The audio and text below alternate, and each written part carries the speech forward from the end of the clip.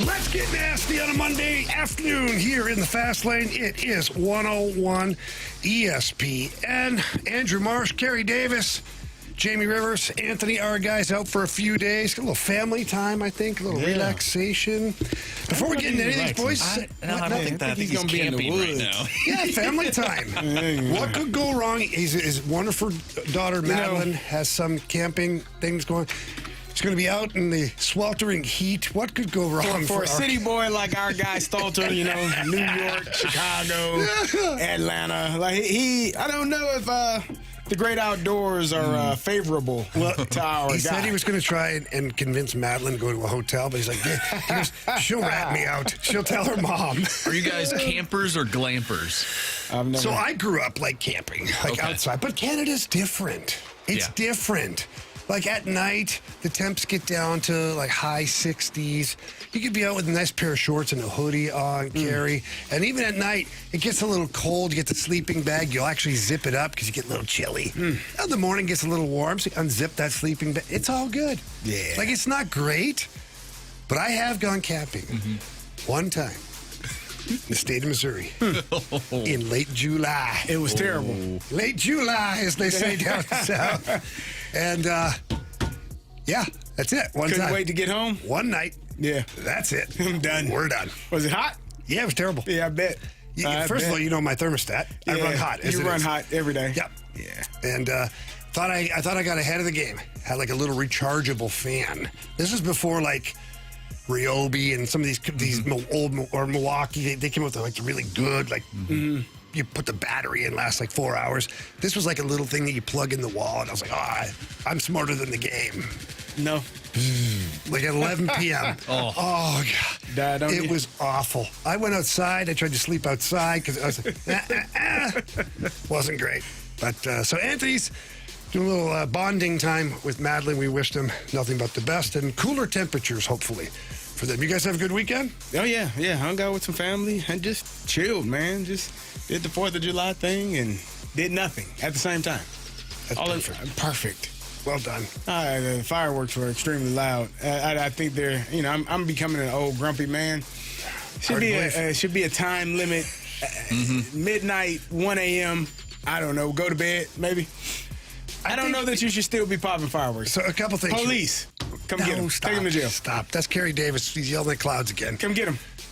I think he's yelling at fireworks. Actually, yeah, but they're in the clouds. Yeah, making clouds of smoke.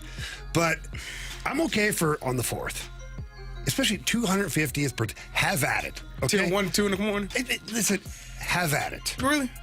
It's July 5th at that point. It's July 5th. It's no longer the 4th of July. It's July 2nd, 3rd, 4th, and 5th. And then 6th, you get the rogue.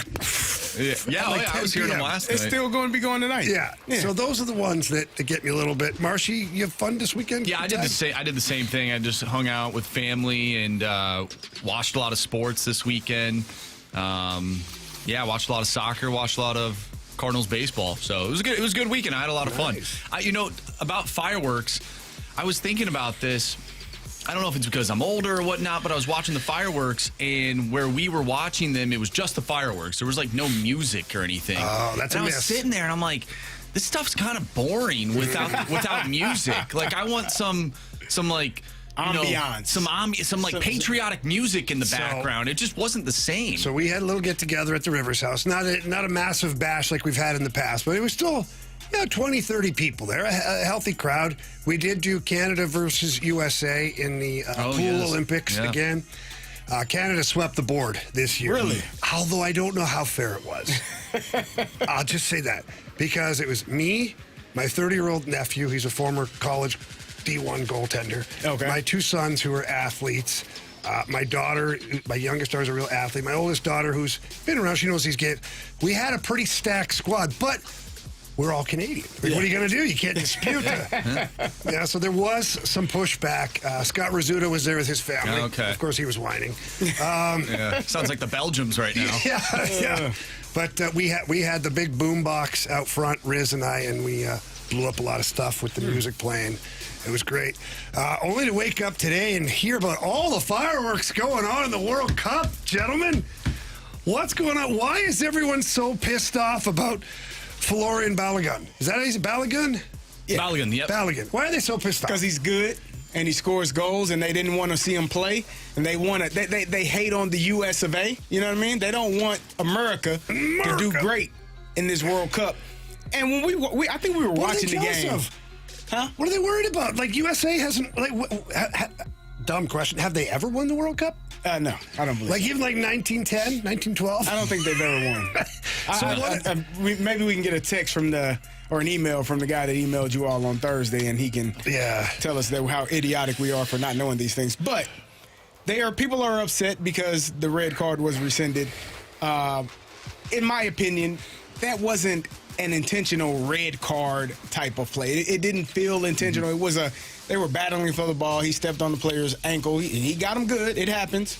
Hell, it's part of it. You know how many times they were both running. They were running, trying to make a play on the ball. It was like incidental contact. Is that what they call it? Yeah, I think so. That's what we call it in football. What pisses me off is that I did some deep diving because I was hot under the collar, being the red-blooded American that I am, and the VAR protocol is not allowed to show slow motion. Correct. And they did. And so slowing anything down makes it look worse. 10 times worse.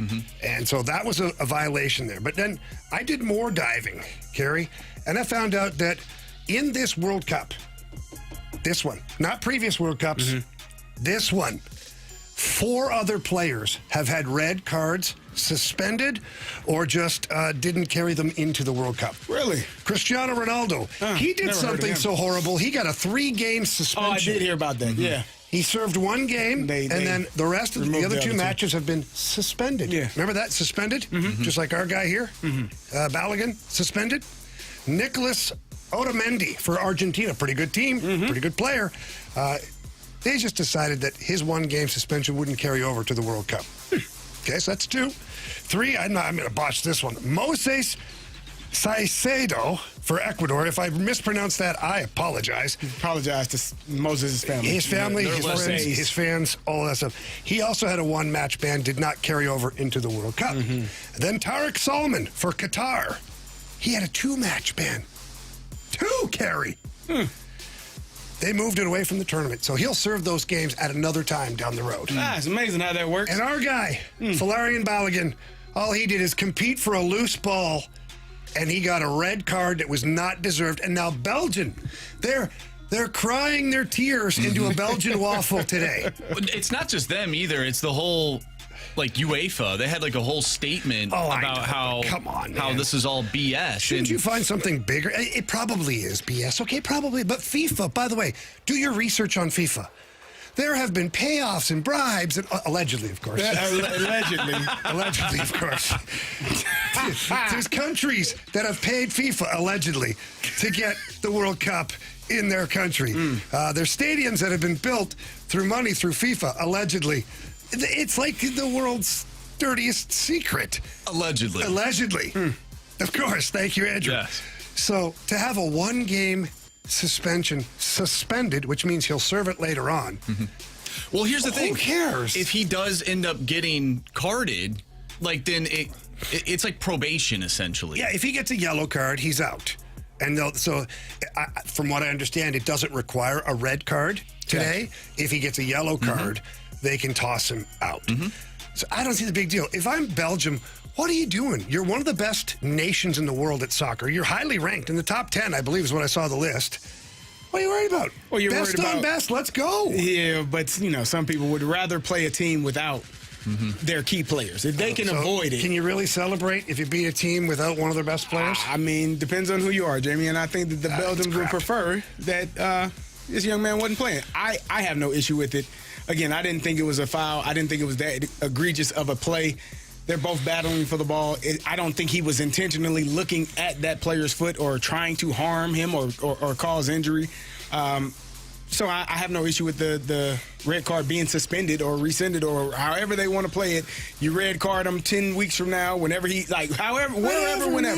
It's almost like the World Cup wants the best players, to play. Imagine that. Which you should. Yeah, exactly. Can you imagine Okay, Ronaldo, he had 2 games that were just, they're suspended for no nose. We'll do that later sometime down the road. But, like, if it was Lionel Messi, like... Well, Messi literally did the same thing earlier in the tournament and was not carded. It was not carded. It wasn't called. So, anyways, it's just... I think it's a lot about nothing right now. The USA has never been considered a threat when it comes to the World Cup. They're having a hell of a tournament right now. They have a good team, and now all of a sudden, all these other teams are crying foul. By the way, FIFA, for that matter, people are like, oh, they're being so selective and secretive. They do whatever the hell they want. They have their own bylaws under bylaws that let them do whatever they want. So... yeah, I don't know what you do about it. I think at the end of the day, you mentioned it earlier with VAR and not being able to, like, you shouldn't be able to slow it down to come to that conclusion. I see it as they messed up in that department, and it was a make good. It's as simple as that. And I think anybody here in the States can come to the conclusion that this is what should have happened. But everybody else, they're all rule followers. We talked about that with the offsides thing. They're like, it's stupid. Everybody wants to, they just want to keep the rules are the rules. One argument that I did, I guess it was an opinion that I did agree with to a certain extent. I forget who it was. He played for Team England many moons ago, and they were interviewing him. And I'm going to paraphrase. He just basically said, listen, I think the whole world knows that was not supposed to be a red card. Yeah. He says the problem right now is what FIFA has done, not by changing their mind and all that stuff. He said by not having a process already in place. How can you not have a process in place that gives you the right to suspend a suspension, rescind a red card? Like, the fact that they don't have something that's right up front to where teams can say, hey, look, here's our appeal. We had our manager or staffer write a 10-page thing on why this is video accompanying blah blah blah, and they can say, okay, this goes to the FIFA appeals committee that should already be in place, and then they can decide, and then everybody can shut the hell up after that. The problem is that they don't have that. They did operate in the middle of the night. Belgium called them and asked them about said red card or suspension, and then they said, well, you pretty much used up your appeal call now. What is your appeal? They didn't have one ready because they were just calling. And so they said, well, okay, well, now you're done. I mean, it is what it is. I just want best on best. Like, I don't have if an the issue U.S. with was playing Argentina, I wouldn't want Lionel Messi to miss the game because of something like this. Nah, you either win or you don't. Some people might. But you either win or you don't. Yeah. I don't have an issue with it. Like I said, I didn't think it was a penalty to begin with. So, to have to finish that game a man down, and they scored another goal, they were able to finish that game. But to then be penalized for another game, the entirety of the game, with that player being red carded and unable to play, I thought that was just unfair. It was unjust. It was unfair. It's part of the rules, unfortunately, and I think it's a dumbass rule. I think it's a dumb rule, but I guess it's to prevent somebody, Carey, in the last. We can't. Us non-soccer fans can't get on here talking crap. No, but about I will say this: and trying to change rules to make it more Americanized. That's what we cannot do. In USA Hockey, for youth hockey, they have a similar approach to a game misconduct. What it is to prevent people in the last minute of play that are out of the game just running some person over and then, oh, I'm out of the game, big deal. There's a minute and a half left in the game. Right. No. You get the next game too. So it's to kind of try and curb that behavior. So college football has that, but they penalize you for the first half of the next game. Yeah, we saw that in the national championship If you game. get suspended, or if you targeting call in the second half, you missed the rest of that game. So the NCAA just mix up crap too. Well, no, you missed the rest of that game. Well, yeah, you missed the rest of that game in the first half of the next game. And if it happens in the first half of the game where you're targeted, you miss that entire game and you're good to go for the next one. I'm here for it. I think there should have been something a little more transparent in place as far as the appeals. Even in the middle of the night, I don't know, call 5 buddies and make them the appeal committee. Like, I don't care. Make it look better. But as of right now, it looks like our guy Balogun will be in the game tonight. It's going to be a lot of fun. I'm actually amped up for this game. I cannot wait to watch it. It's exciting times, and Belgium, just play the game, man. Play your best. Try to win the game. If you do, shake hands. If you don't, shake hands. Who cares? It's over with. Let's go, USA. All right, the Cardinals, by the way, they're putting on a bit of a show here lately, playing pretty good baseball and at the right time, too. We're going to go over the highs and lows of the Cardinals' win in the series over those pesky Cubs right here on 101 ESPN.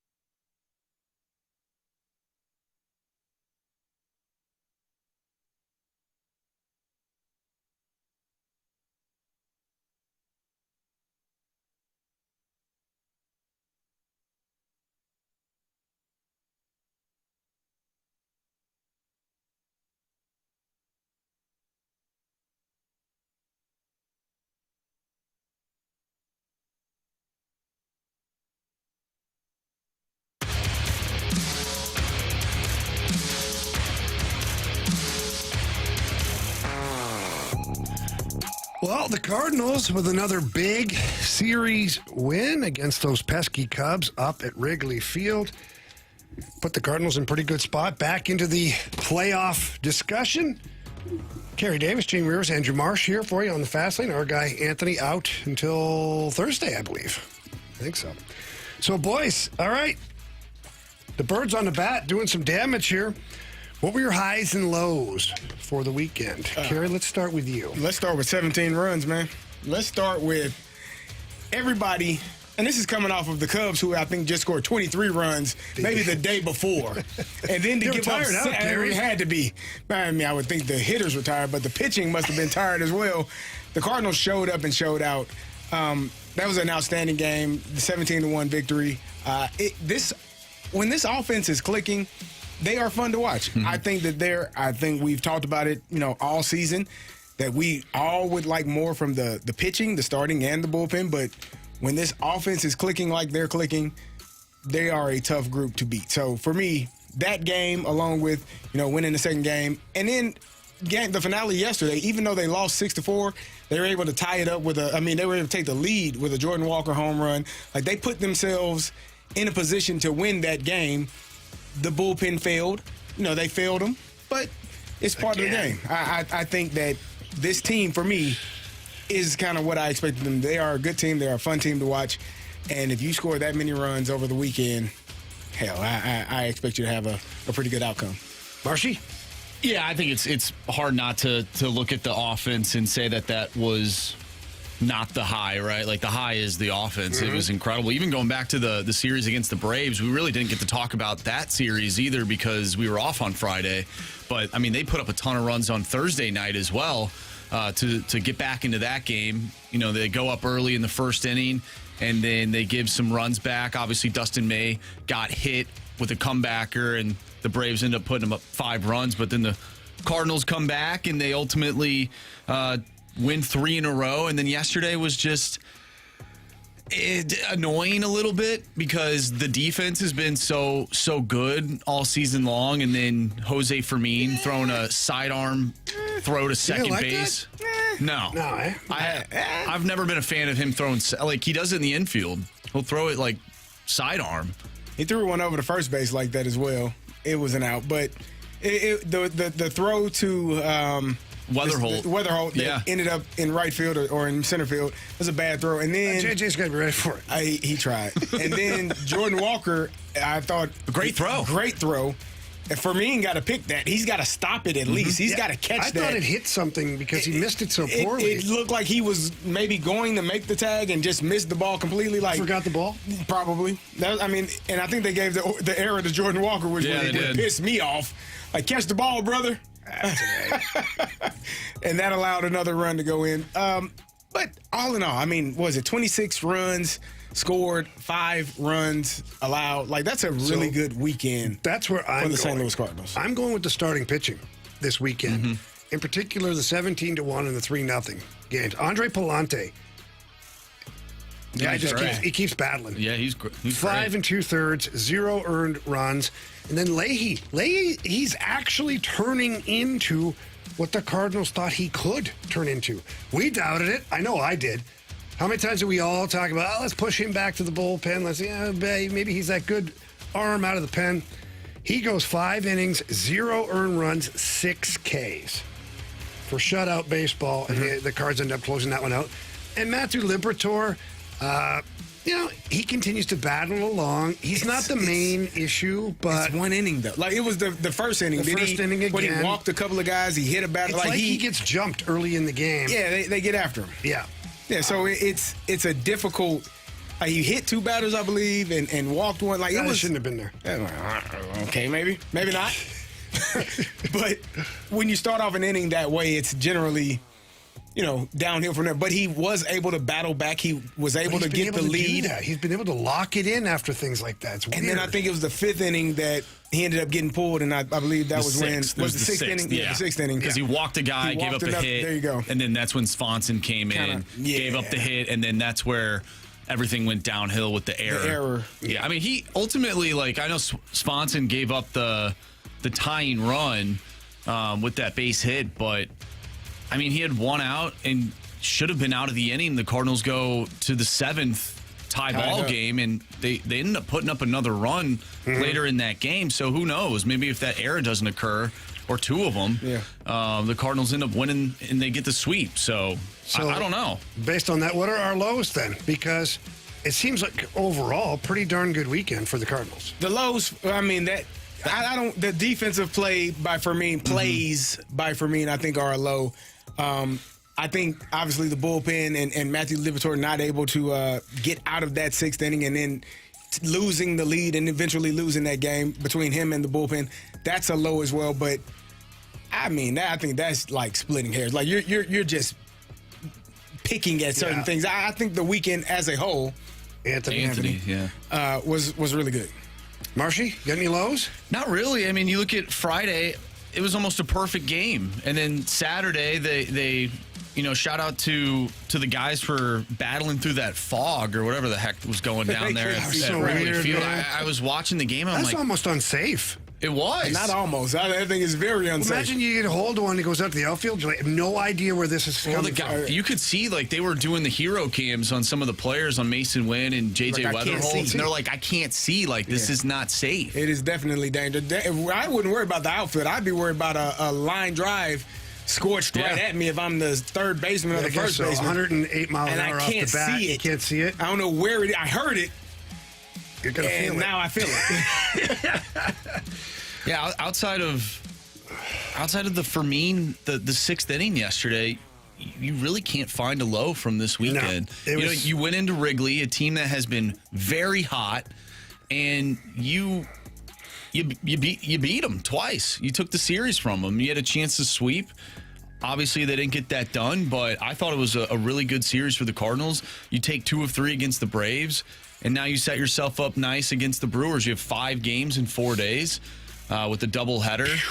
So that's going to be tough. But, you alluded to it at the beginning of the segment, how the Cardinals they've done really well in this stretch where we thought maybe they'd struggle because they were struggling heading into the toughest stretch before the All-Star game against just loaded teams.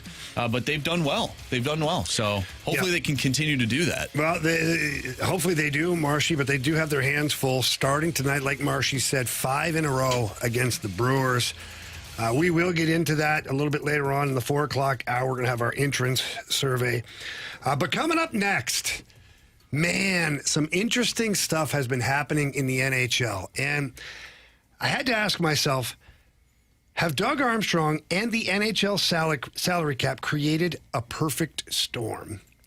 We'll talk about that more next here in the Fast Lane on 101 ESPN.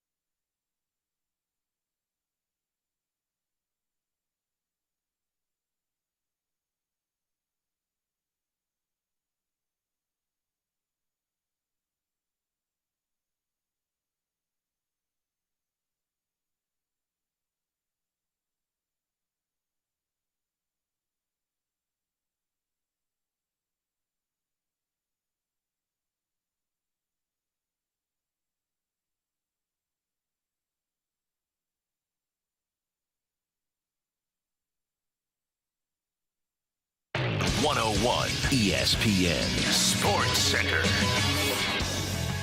I'm Andrew Marsh. It's time for a Sports Center update brought to you by Saliga Heating and Cooling. The Cardinals take 2 of 3 against the Cubs over the weekend, and now they have a date with the Milwaukee Brewers. Dustin May will be on the mound tonight for the Cardinals. First pitch is at 6:45. The United States takes on Belgium tonight in the round of 16. It was announced yesterday, FIFA announced it, that Folarin Balogun will be available to play in tonight's contest. We'll keep you updated throughout the show as we talk more World Cup, maybe on this Portugal and Spain game, round of 16. The winner of this game would take on either the United States or Belgium. I'm Andrew Marsh, and the Sports Center update is brought to you by Saliga Heating and Cooling, a Daikin heating and air conditioning dealer.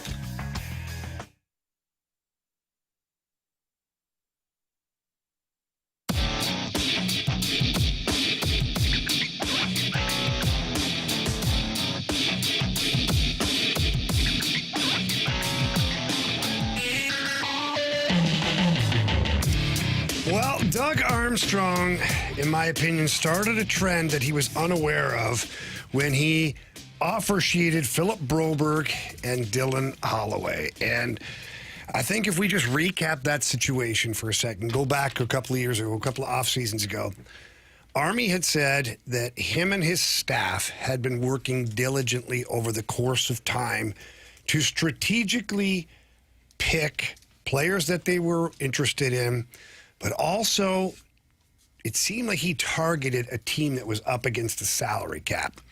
And in doing so, Edmonton had to liquidate assets quickly, move on from certain players in order to even get the funds necessary to match what the Blues had offered Philip Broberg and Dylan Holloway. It ends up to where the Oilers got close to that number. They may have actually gotten to that number, but then said, you know what? We're not sure about these two young players. We're going to go in a different direction. Boy, what a mistake that was. We're not going to get into that part of it because I think we know the Oilers are regretting that at this point. But, Carey, when I was watching over the weekend and I saw the Philadelphia Flyers, who have offered $18 million a year, the highest salary in the salary cap era, to Leo Carlsson of the Anaheim Ducks, it really put Anaheim in a pickle. And then what happened was the Sharks, not San Jose, the Sharks were swirling. Then other teams picked up the phone and they called the agent of another young defenseman for the Ducks, and they started offer sheeting that player. Now, Anaheim also has a young man named Cutter Gauthier, who's going to be up for a contract again, I believe, next year, and he's going to want a lot of money. So Pat Verbeek, the GM of the Anaheim Ducks, has been painted into a corner right now, and I just have to think that it was Doug Armstrong who unlocked I don't want to say the perfect strategy, but a really good strategy of targeting teams with no cap space, seeing if they have a player that you like, and then overpaying slightly for said player to put that team to the brink. And it's a completely fair thing that is But it's like done. now everyone's like, oh, But man, we need to do that. It was almost a gentleman's rule where they didn't do it. So that's the thing. There was a level of respect where you didn't want to put a GM in that type of situation. Well, they so worried you about the didn't aftermath. Right. Right? So what's the aftermath? What Who's if I gonna do come this? after me next? If in the old boys club here, I do this to so-and-so, he's friends with all these guys. They're not going to deal with me anymore. And especially if it doesn't work, too. But if you're Army, did it matter because you were going to be... You are not going to be in that position here shortly. I don't think he cared either way. I'm sure he really did, don't. but I'm sure that also, May have. Hey, Steiner, good luck. Good luck to me. Good luck. I'm going to do this. You're going to get the repercussions of it. Steiner's name was attached to this, There though, you go. too, because he was part of the staff that Army was, bouncing ideas off of. For me, it's just... If you are in a position of managing a roster, managing salaries, these are things you have to get ahead of before it gets to this point. I don't blame Doug Armstrong. I don't blame Philadelphia. I don't blame anybody for going after a player that you really covet and think that, you know what, they aren't going to be able to pay you once we do this. That's on them. That's not my problem. My job is to make my team better. It's not to make your team better. So if you don't take care of your responsibilities with those players, meaning signing them to extensions before we get to this point, whatever needs to be done before we get to this point, that's a you problem. That's not a me problem. And I think I'm glad that Doug Armstrong and I'm sure other GMs are kind of like, well, I just needed the green light. Okay, thank you. Appreciate you, Doug. And I can go do it myself. So here's the thing. Pat Verbeek, who his nickname was a little ball of hate when he played. And he was a dirty little player. He was only like 5'7", 5'8", would carve your eyeball out with his stick if he had a chance. He's on record. He thought this would be a great strategy by telling the NHL, basically the whole league, whatever gets offered, I don't care, we're going to match it. I thought that was hilarious. So he basically said, take your shot. Yeah. Not thinking that somebody would go as high as $18 million. Because Leo Carlson, let's be honest, he's like an $11, $12 million player. He's a really good player. I don't know if he is worth that amount of money. I don't even think that Kirill Kaprizov is worth the amount of money that he's making. I don't disagree. When you have guys like Leon Draisaitl and Connor McDavid. Now, Connor McDavid, I won't use him because he chose He could make whatever he could, But Austin Matthews, Leon Draisaitl, Nikita Kucherov, like all these guys are making under $14 million. And this guy's going to make $18 million. So, but Pat Verbeek should have just shut his mouth. Yeah, because if he shuts his mouth, Philly doesn't know that they have to come off the top rope. Right. They might just come off the middle rope. Yeah. With like an offer that now, okay, I can match 12 that. million. 12 million, 13, we can match 15 that. is 15. even. Yeah. But now 18, they took a sledgehammer off the top rope and said, I dare you. So it's just interesting. We're going to get into more talks about this throughout the day because I really think unrestricted free agency has changed in the NHL. And we're going to talk about that later on in the show. So stay tuned for that. Do you think that they ultimately, what do you think happens here? So here's what I think happens, to be honest with you. Marshy, I told you this. Yeah. Well, they don't have any defensemen. They have one. But never mind Anaheim. I think this cripples both teams. Yeah. So, when I look at Philadelphia, $18 million on their salary cap, they're like Jamie Drysdale and some of the other guys that they've got, or somebody's got to go. Well, Trevor Zegras. That's a lot for any team to take on. That's a lot for any team to take on. All of those guys that they went and got. Yeah, they need to make money too. So Cutter Gauthier is actually a restricted free agent right now. For the 26-27 series, he's restricted free. So somebody could offer Cutter Gauthier right now. I thought that, and maybe I read something that, and this could be wrong, but because he has not played enough games in the NHL, he's not eligible to receive an offer sheet. Maybe. I don't know. Because otherwise, right now, I don't know why his name wouldn't be out there. I'll try to read up more on it. But if it's not this year, it's definitely next year. Where, unless he gets a deal done, an extension. But Pat Verbeek now is, when you're dealing from a position of panic, Carey, it's never a great position. No question. And so it's just. So if Anaheim does not match, then they get the 4 first-round picks. 4 first-round picks. If they do match, then they're just paying that player. What does Philadelphia get in return? Nothing? Nothing. Back to the drawing board. They're back to the drawing board. Yeah. So, So they really put, I guess the 4 first-round picks could be, but what is it, what's the risk? Here's what you have to remember. Both of those teams are in very similar spots right now as far as the rebuild is concerned. So if Anaheim lets Leo Carlson go and they get 4 first-round picks, great. They're longer into their rebuild now. Right. Because they've lost a core piece of their team, probably the best player overall. Well, and I wonder if they trade Owen Zellweger to Buffalo, knowing that, they've made moves. They've made moves. And if you're Philly, if you're Danny Briere, you're laughing.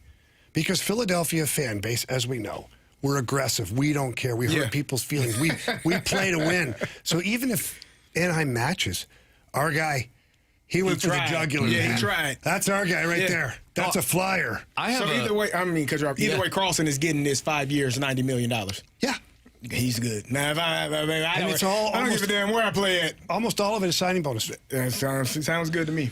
Yeah, I have a buddy who's a Flyers fan, and he was just like, I thought he was going to die from the news. Because I was like, wait, what? Like, Philly is doing this? So And 217 brings up a good statement here. Marcia, you and I were talking about it early in the office, and it will be part of our segment later on. But they said important to mention that if you do match it, so if Anaheim matches it, they're not allowed to trade that player for a year. And the Carolina GM, this will be a deep tease. The Carolina Hurricanes GM had mentioned a certain strategy about offer sheeting players. We'll get into that later in the show. So a lot of cool stuff happening in the NHL. It's nice to see some action that's not just surrounding the headline unrestricted free agents. So, all right, our guy Jordan Walker, your guy, Carey. Yep. Your client for the last couple of years. You stood by him. When all the rest of you fools didn't. Yeah, well, we are fools. He's not. He's going to the All-Star game. We're going to talk about that next right here in the Fast Lane.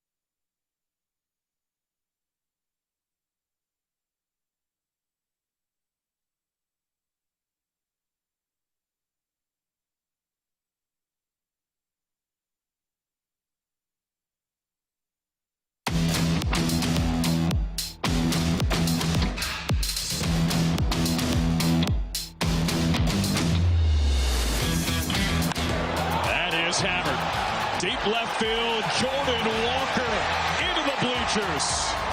Home run number 20 for Jordan Walker here in 2026.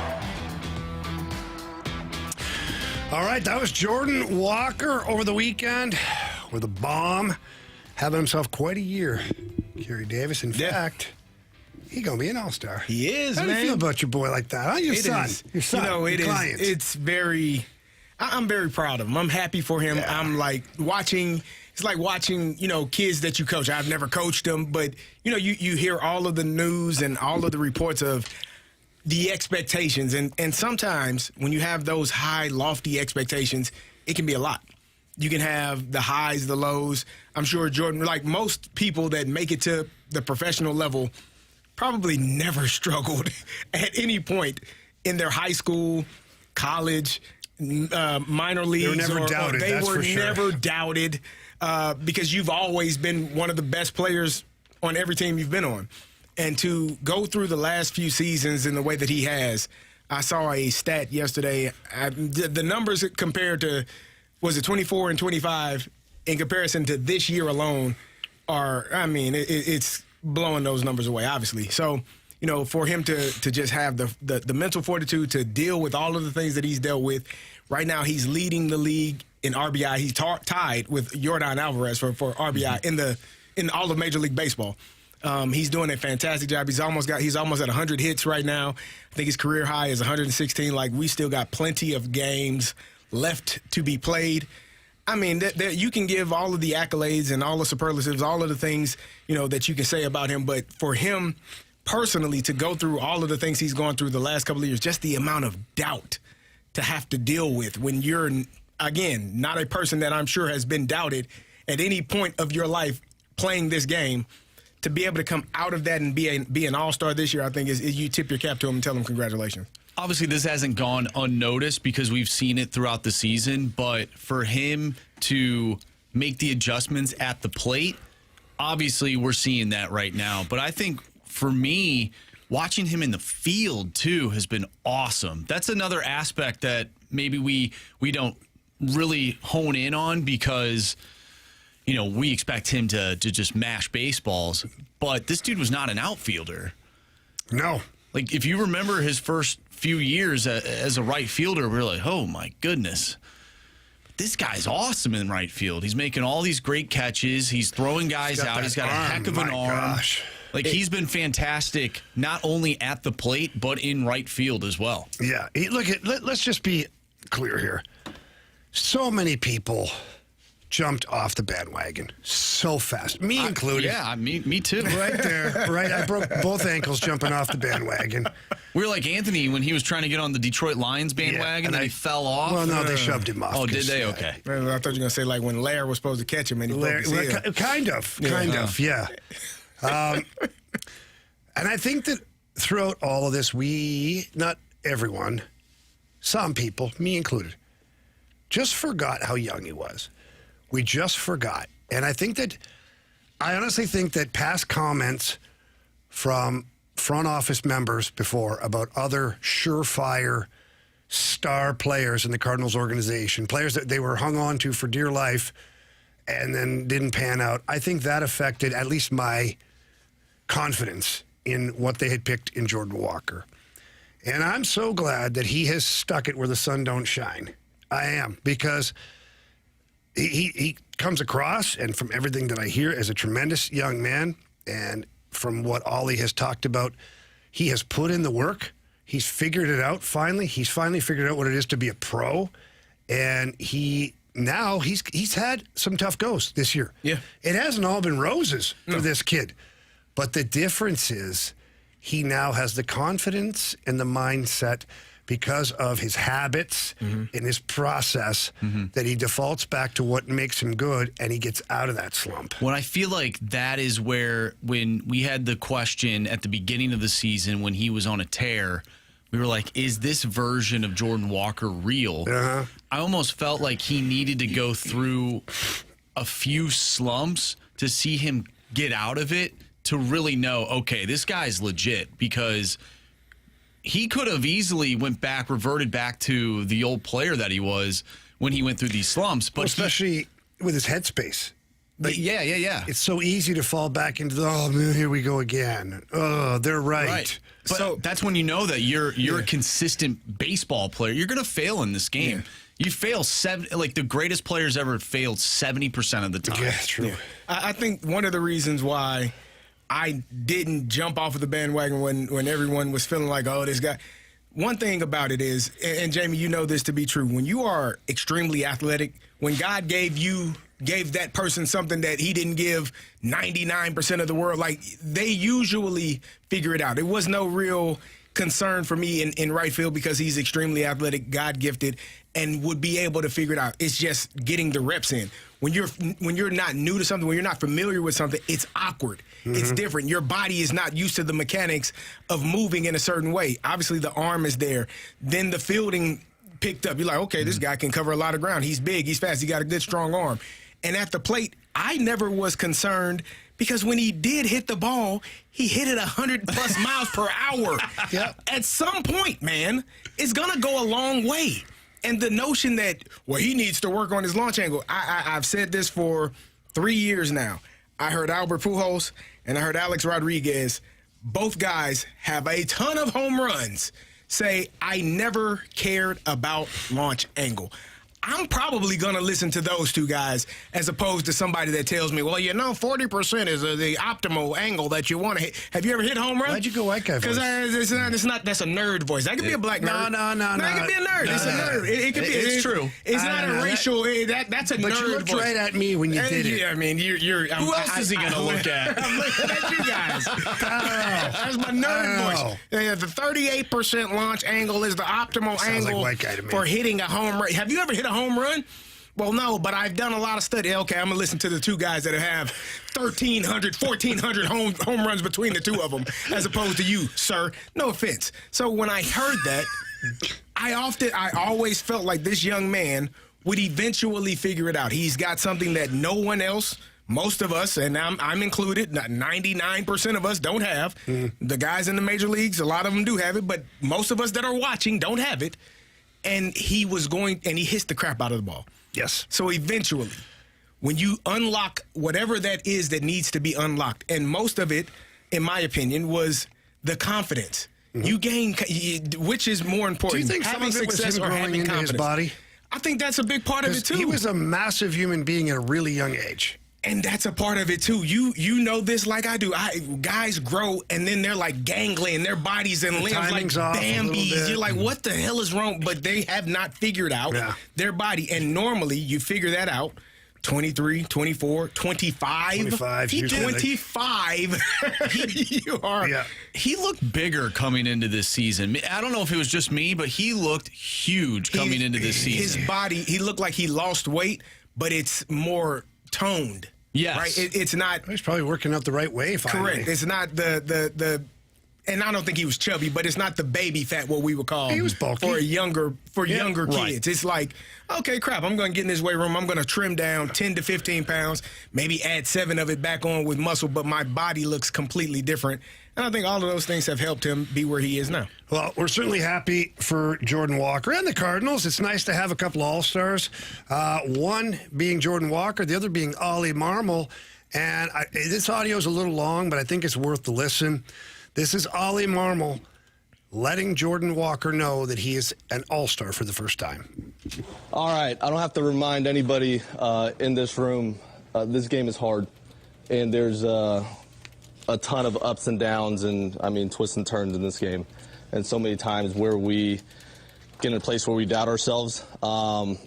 This is why this one's super special.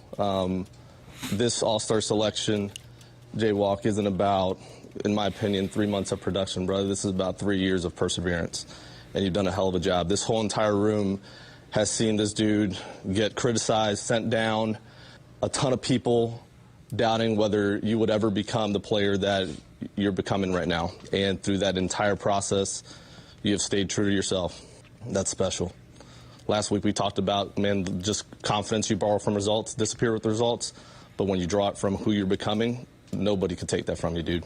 And this is a great example of that. So be proud of also the guys in this room, because a lot of these boys had your back through that process, and today we get to congratulate you for being an all-star. Y'all had my back every step of the way. Reached out to me when I really needed it. At the bottom.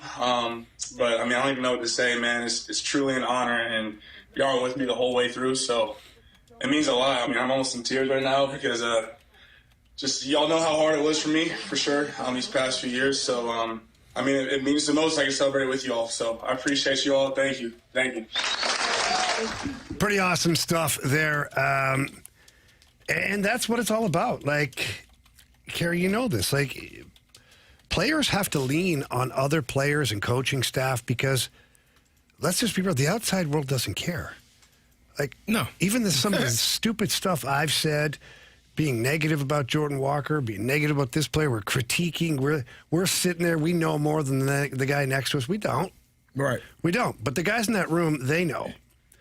And I think that's pretty cool that Ollie acknowledges that, the work that Jordan Walker has done, and then Jordan Walker acknowledging his teammates too for being there right by his side. Yeah, because it can be lonely. Oh, when you're struggling, going up and down minors, majors, like going back and forth, trying to figure out when am I going to play? Am I going to play? What do I need to do? It can be lonely, and then you add the expectations. There's a level of pressure associated with that as well. I didn't have much pressure. I was an undrafted rookie. Whatever you got for me but was you a still bonus. had pressure. You put the Steelers jersey on, there's pressure. There's pressure there, but it wasn't first-round draft pick. No, it's different. Pressure. Yeah, you're right. So, I think that all of the things that took place for him over the last couple of years, I think you can do nothing but be excited for this young man, where he is right now, and hopefully where he's going to end up in his career. And hopefully they're all here in a St. Louis Cardinal uniform. And I thought Ollie's speech was really cool, too. In the past, I feel like fans have thought, well, the players, they don't like Ollie, blah, blah, blah. Like, dude, how can you not like this guy? That was a great speech. That has never been the case of any player you talk to in that clubhouse. No one has ever said they don't like Ollie. No one. So that's been made up by people who they themselves have doubted and don't like Ollie. And who have never been in the clubhouse. Correct. And don't have access to the players to ask them how they feel. I've talked to a couple of players. They love Ollie. They think that he's right there in the trenches with them. And right now, it's showing. Team's playing well. They're a gutty team. They're gritty. They're plucky, as some would say around here, Carey. But that's been a lot of fun, so congratulations again to Jordan Walker. All right, the World Cup continues to go here. I'm watching Portugal and Spain right now on the tube. But let's talk about the weekend that was in the World Cup. There was some exciting stuff. We're going to do that next here, right on 101 ESPN.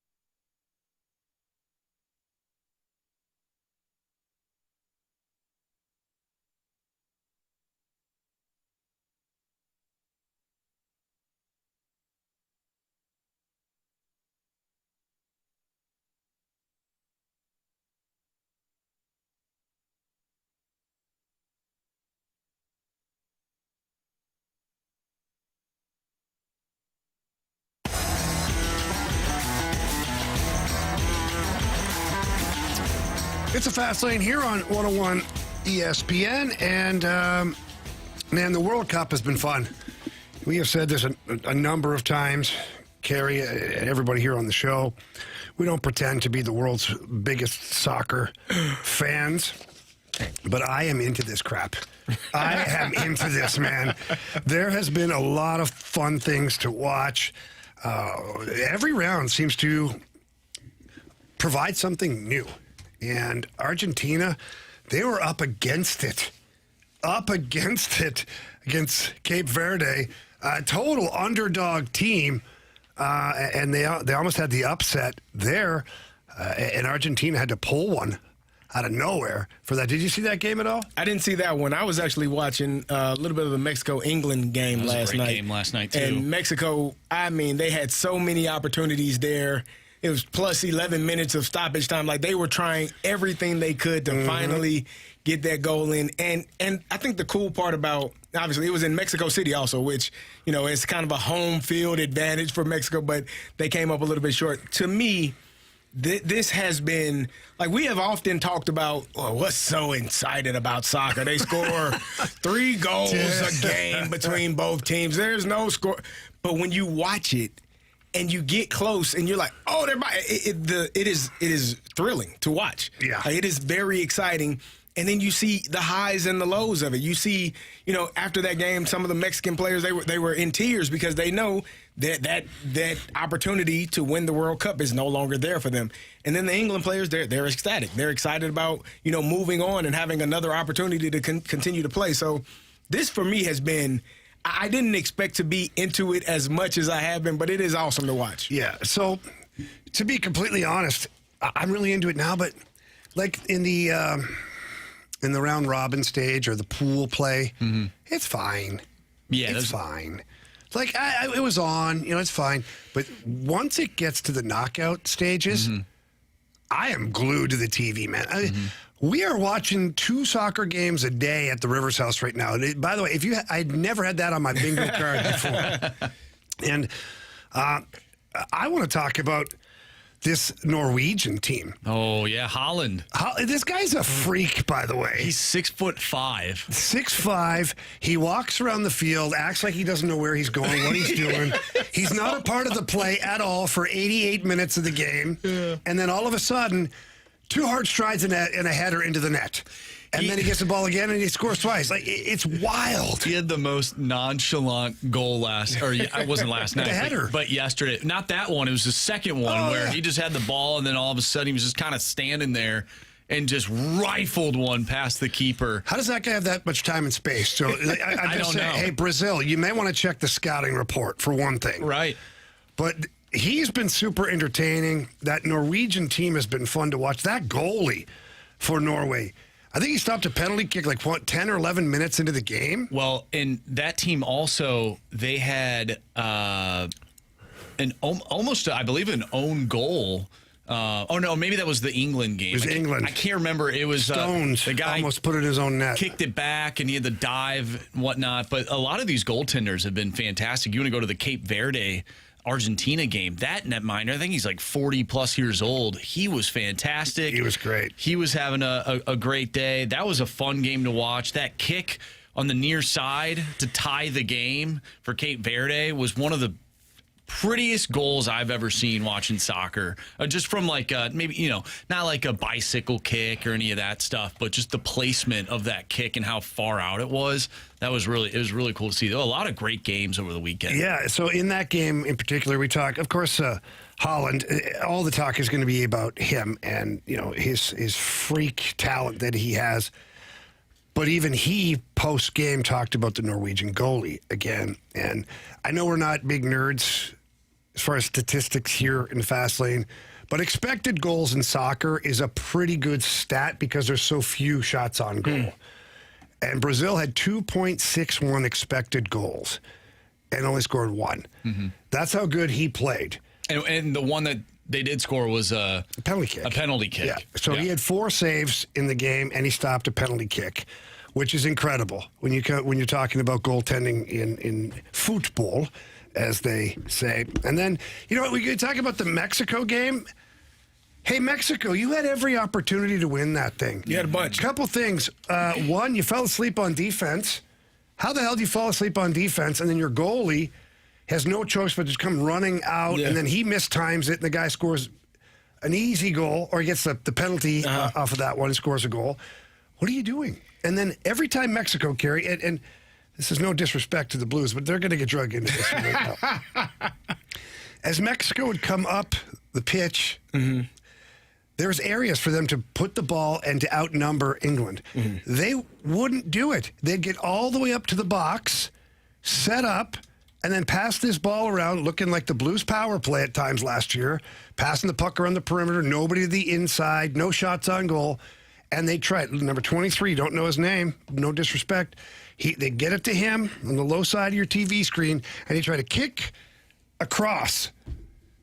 Well, what? They did it like 15 times. Buddy, it never worked. That's a hope play. It's a hope play because they have, and in credit to England's coach, he had guys that were playing even out of position, but what he did, playing a man down, he put all of his biggest bodies on defense. And so they had 6'6", 6'7", 6'4", all these mutants out there. And Mexico, they weren't blessed with a bunch of tall guys. So any crossing kick was getting dominated by the big bodies. That was the other thing I was going to say. England being down, a player because of the penalty, and Mexico unable to find a way to, get the equalizer. To me, it's been fun to watch, man. It's been extremely fun to watch all of these countries do their best, put their best players. And then the other part about it, you talked about Holland. We've seen Kylian Mbappe. We've seen Ronaldo, Messi. Like, you're seeing the star of stars. Like, you're seeing the best players show up when the lights are the brightest, which is why I think Balogun was allowed to play. Like, Balogun, he's allowed to play. He's one of the stars. This is about stars. They want their best players on the pitch being able to score goals and give their teams the best opportunity to win. And as we're watching Portugal play Spain right now, they're just into the second half, and Cristiano Ronaldo has been a off-the-bench player for most of this tournament. He started today. He started the last game, too, and then they took him out, which, by the way, he was upset. We want to talk about that game with the Netherlands. I know they have, they have all the technology and whatnot to make sure that, the ball hits some guy in the ear or whatever it was. But I thought the Netherlands got screwed. I really did. I don't know if you saw the end of that game. Ronaldo wasn't going through to the next round, buddy. Well, yes. No, I understand. Decided at 2 a.m. he was going into the next round. But Ronaldo, he had a good chance early in the game. So, again, the best players being called upon at the biggest moments. We'll see if it works out for Portugal. By the way, going back to the Mexico game last night, I think there was like 2 minutes left in the game. That's including extra so mad time. At this guy, Santi Jimenez, I think that's his name. This guy goes down like right next to not next to the goal, but he's right next to the box. He was right next to the box, and I mean Mexico, their World Cup lives are on the line, and this guy is laying down, and at the time they drug him off. They drug him off, yeah. And I'm like, this guy,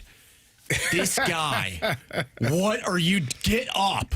And then I come to find out his legs all messed up. Yeah, I think he's actually really bad. He had to go to the hospital. And I was like, oh, man, now I feel bad. But at the time, I'm like, this guy, you need to get up, dude. Like, what are you doing? Well, I was like, just his teammates, drag him over to the bench. Get him out of the way. Get him out of the way, like something. But, look at Mexico had over 46 minutes of actual time with England playing a man down. Yeah. If you can't do damage in that point, if you can't win the game, you probably ain't gonna.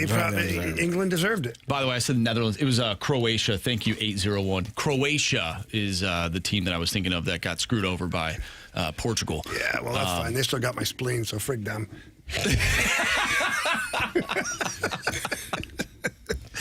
Anyways, exciting stuff happening in the World Cup, which, man, never thought we'd be saying those words here in the fast lane. We got a lineup yet, Marshy, or are we still waiting? Last time I checked, we did not have a lineup. Okay. Well, let me just do a refresh here just to see if click that button and let us know here. We do not. We do not have a lineup. So we're going to get into the Sports Six-Pack Part 1. The Air Comfort Service text line is 314-399-9646. Get us those questions. We'll get into that right here on 101 ESPN.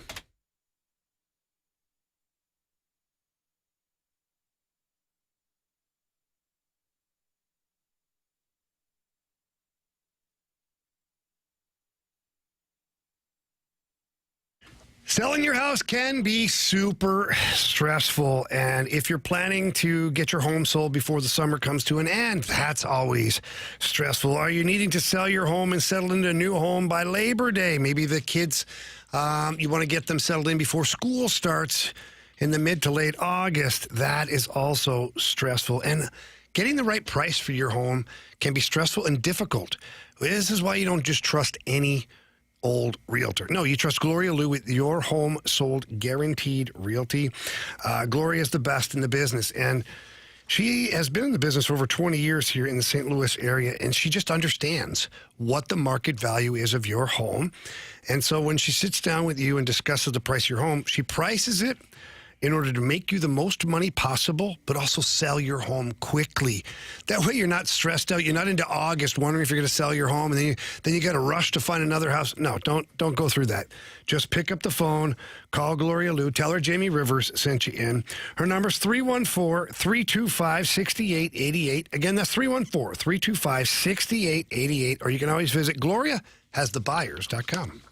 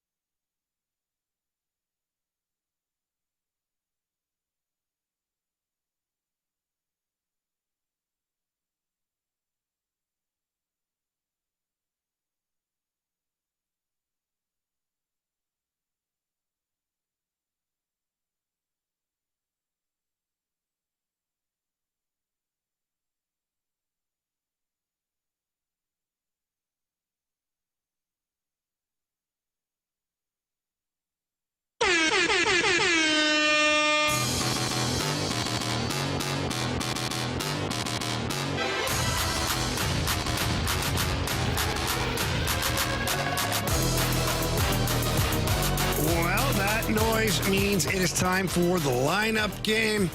MLB.com does not have the lineup yet, but Jeff Jones has it out there. So if Jonesy's wrong, we're absolutely throwing him under the bus. But we have the Brewers tonight. Shane Drohan, a left-handed pitcher. And Marshy, what are his numbers? Because I for some reason they have him on ESPN listed as a relief pitcher. That ain't right.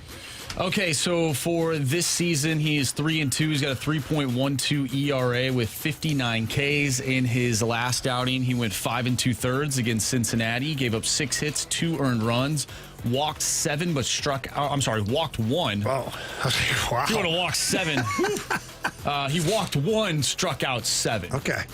He's a left-handed pitcher, Carey. And on the bump for the Cardinals, Marshy, for our guy, Carey? Dustin May. Dustin May. Appreciate it. All right. Where are you going here, partner? Show us JJ Weatherholt. What's the best kind of firework to buy? Wouldn't you like to know, weather boy? All right, left-handed pitcher. This guy loves facing left-handed pitching. Show us Ivan Herrera. What's your favorite position? Designated hitter. That's cool with me. It's not my favorite, but I'll do it for you. All right, is this our all-star? Yeah, man, it's probably J-Dub. Show us Jordan Walker. That one touched the ground. That one touched the ground. Yeah. What's going on there? I'm just fixing something that's been bugging me. Wait a minute. What have we here? Okay, so is this Velasquez here? Because he also mangoes left-handed pitching. I think Burley was in the 4 spot the last time they played. I thought it was Velasquez. He hit a home run, too, didn't he? That was on Friday, if I'm not mistaken. On Saturday, Burley was batting in the 4 hole.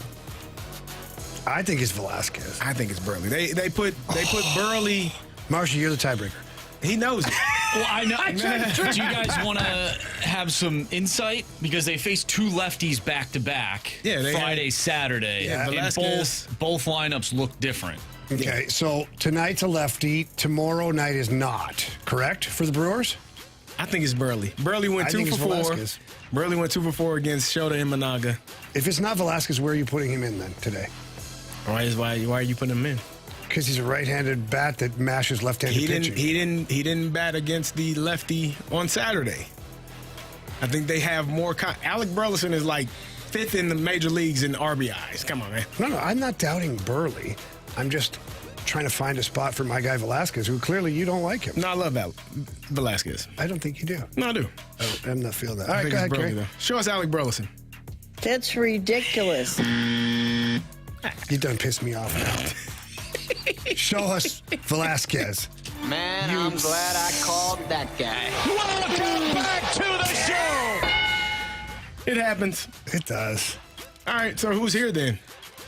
Is this Burley? I think it's Burley because he went lefty, righty, righty, righty.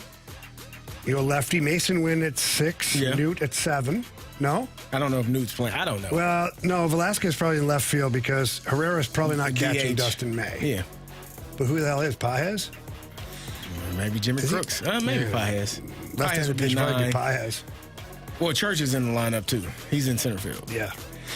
All right, you want to go Burley here? I don't think Newt's playing. Okay. Show us Alec Burleson. What a shame. Okay, so Blaze Jordan's man. probably playing first, which means our Furminator's back in the lineup, Marshy. Let's go, baby. You going Farming here? No. You Hell should. no. Why? Because he's going to be 5th if he's in the lineup. Ah, shit. Show us the Furminator. Hello, local utilities. Totally redeemed yourself, Carey. Yeah. Show us Mason Wynn. Oh, wow. Now he's just getting ahead of things. Shortstop. That's I right. apologize. Now and forever. Forever and ever. Shortstop. We aren't in the top 10. Wait. This is bull. He's the best in the business. Best arm in baseball. Okay, is this Blaze Jordan or Nathan Church? I would say Blaze Jordan, Nathan. Well, it could be Church or Jordan. I'm not sure. Paez is probably batting 9th. What is it, 7? Go I think Nathan it's Church. Church. Go Yeah. Nathan Church. Take us to church, please. Show us Nathan Church. I believe in the Church of Baseball. I've tried all the major religions and most of the minor ones. I think this is Blaze Jordan here. Show us Blaze Jordan. It was Johnny Hopkins and Sloan Kettering, and they were blazing that up every day. Okay, so let's just make sure what we're doing here. Just to be sure, this has to be Paez, right? Agreed. Or Crooks, but I Crooks think a it's left-handed bat, so. I think it's Paez. Show us Pedro Paez. Now, you see what I did there, There we kids? go, Carey. I didn't even try to go for that ball. Most coaches will tell you, drop down, try to block the ball, but that's dumb. This position is called catcher. It ain't called drop and block the ball like a All right, Marshy, run it. All right, leading off, second baseman J.J. Weatherhold. Batting second, your DH, Ivan Herrera. Batting third in right field, all-star Jordan Walker. Your cleanup hitter in left field, Nelson Velasquez. Batting fifth, third baseman Jose Fermin. Batting sixth, the shortstop Mason Wynn. Batting seventh in center field is Nathan Church. Batting eighth and playing first base is Blaze Jordan. And batting ninth and catching, Pedro Paez. Back. Stay fair! Go fair! I don't believe what I just saw! Marshy, I think our guy Anthony got one here. He actually picked up 2 points on Thursday. Who did he have? So he had Jordan Walker. Carey, who did you want? Jordan Walker. That sucks to be last. So that puts Anthony at 14 points. Okay. I had 13, but I picked Alec Burleson to hit a home run, and he almost hit one out of the stadium. So that gives me 1 point. So now Anthony and I are tied at 14. But because I was ahead of Anthony, I will go first. And let's see who did he want? Maybe I'll steal No, his you can't pick. do that. Well, no, he did it to Carey. You wouldn't. No, he didn't. He kind of did. No, he didn't, because we didn't look until we looked. All right, I won't do that. Do it, Marshy. You know what? This guy hit a home run Saturday, first pitch of the ball game off a lefty. Give me J.J. Weatherholt. Wow. He's going to be mad that he was not selected to be an all-star. Yeah, that rookie snub's terrible. So Anthony now had Jordan Walker. So now it's me, huh? Give me Velasquez. You took JJ? Yes. You know what? He's due. Give me Blaze Jordan. Oh, nice. He had a pretty good game. What was it, Friday? Yeah, I like him. I like him as a player. All right, that's your lineup. That's your home run game. We're now going to get to the first edition of the Sports Six-Pack. Again, the number to text in is 314-399-9646. Six-Pack next on 101 ESPN.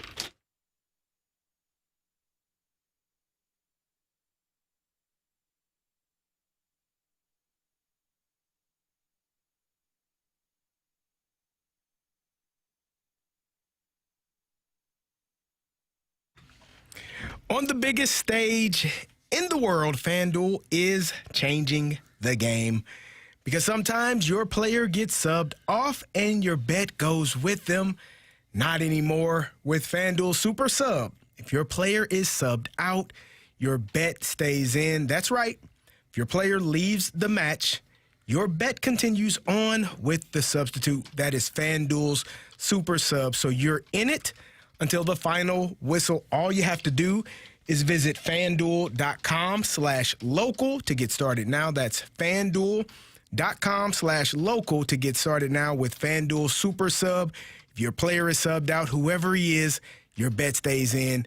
Your player leaves the match, your bet continues on with the substitute. So do it now. Log in, visit FanDuel.com/local to get started. Let there be goals this summer on FanDuel. Must be 21 plus and present in Missouri. Gambling problem? Call 1-800-GAMBLER.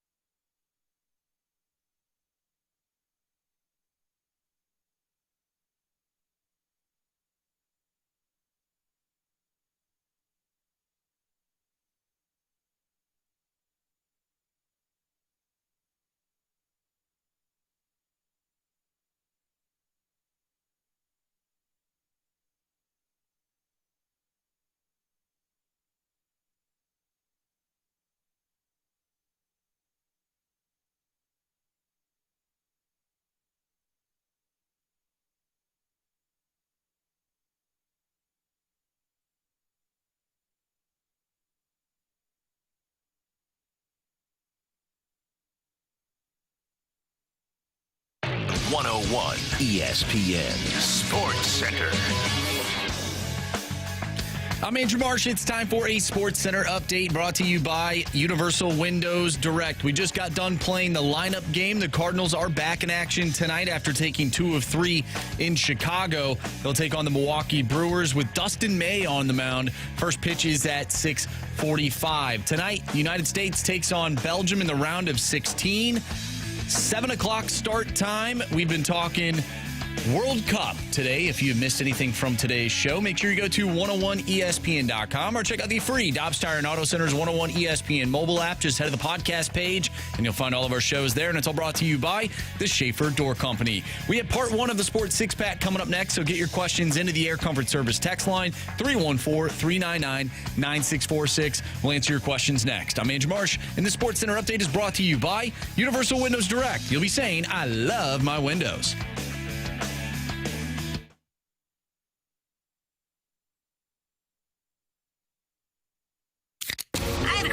It's time for the Fast Lane to answer your sports questions. I want to ask you a bunch of questions, and I want to have them answered immediately. Asking me all these weird questions. Answer the question. Answer the question. Answer me! Refreshed by Urban Chestnut. Urban Chestnut Swickle Light Premium Light Beer. Live your lifestyle, St. Louis.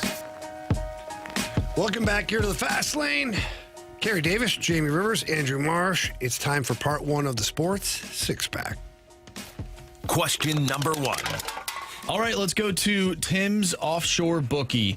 I saw a mock trade that sent Jake Neighbors and a first-round pick to Carolina for Nikishin. Would you make that deal? No, I wouldn't make that deal. Nikishin's a hell of a defenseman, and I am all for the Blues acquiring this player. And the first-round pick doesn't bother me that much. But Jake Neighbors... You know, Carey, Alex Steen, Army started it, but Alex Steen really reinforced it with his opening presser as GM, talking about what it is to be a St. Louis Blue, what it is to represent the city of St. Louis, to be competitive, to be proud of the team and do everything for the team, to be all about winning for the team. And I don't know if any other player on the Blues encompasses that more than Jake Neighbors. I'm not saying he's the highest level. Other players do encompass it. Right. But I don't know if anybody does it more or better than Jake Neighbors. Understands what it is to be a Blue. Yeah. The work that is required, how, fans will embrace you if you do the things the right way.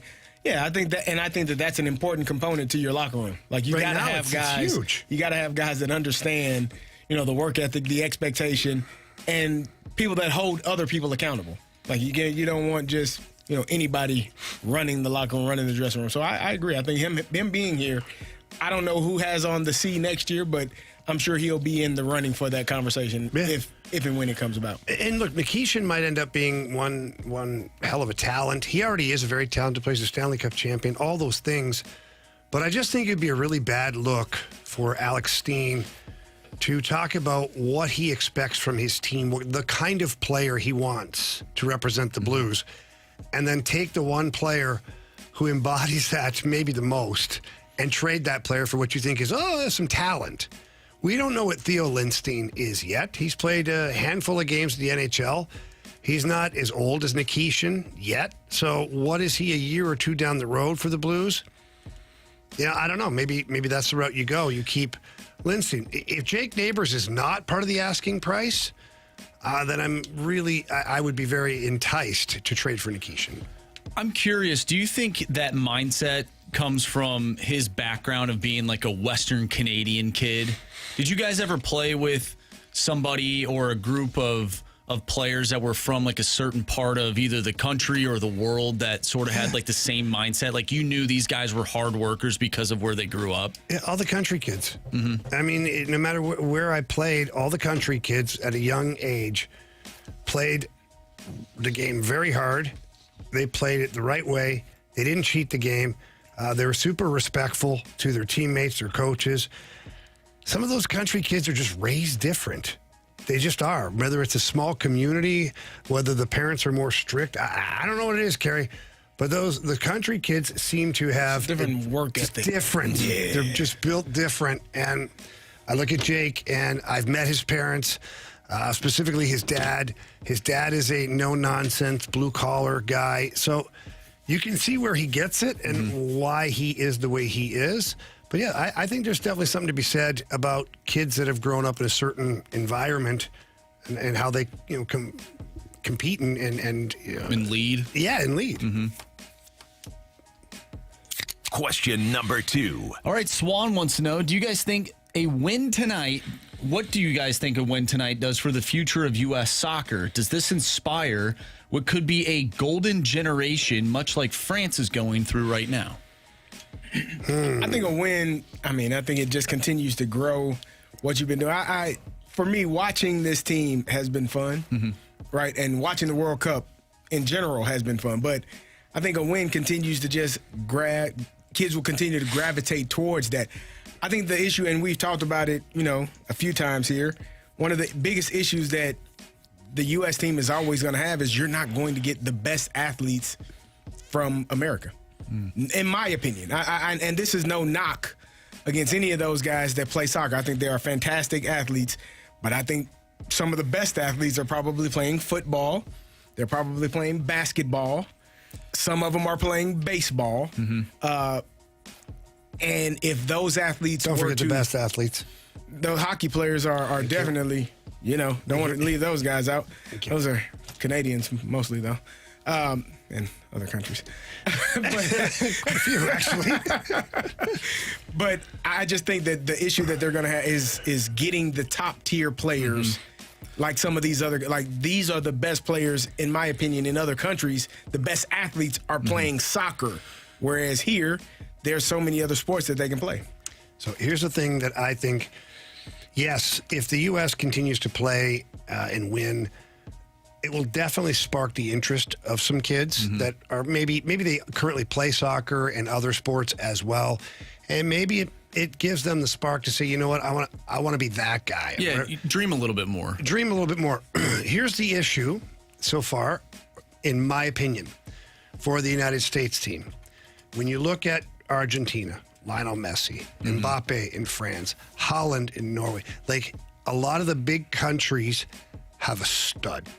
They have a player. Pulisic. Okay, but it's not the same. I think that's what I was about to ask you. If all the players I just mentioned. No, I get yes. Okay. And I'm not saying Messi's better than Ronaldo. Those guys, every guy I named, and I could keep going down the list and start like Harry Kane in England, like all of these guys, they have a dude. And Pulisic could be that guy 4 years from now. Who knows?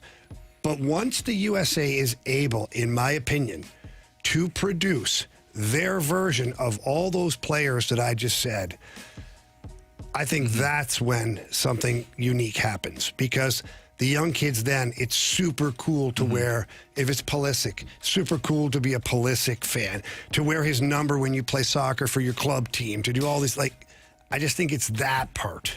Yeah, you're looking for somebody on the United States to be up there in terms of goals in this tournament with Holland, with Mbappe, with Messi. That's what you're looking for. Yeah. Christian Pulisic is a really good soccer player, but then there's just another level to it. And that's what you're looking for. I want a kid in Argentina to want to wear a Pulisic jersey. Okay, yes. Just like a kid here, I'm watching numerous kids and walking around Lionel Messi, whether it's Argentina or his Inter Miami. Same thing with Mbappe. Yeah. I want a kid in Argentina who has Lionel Messi wearing a Pulisic jersey. I get what you're saying. And when that happens, I think that's when U.S. soccer will have a spike. Going back to Carey's point about the athletes, I was thinking about this. We were talking about Holland earlier and how he's 6'5", and I was thinking, man, what would this guy look like as a football player?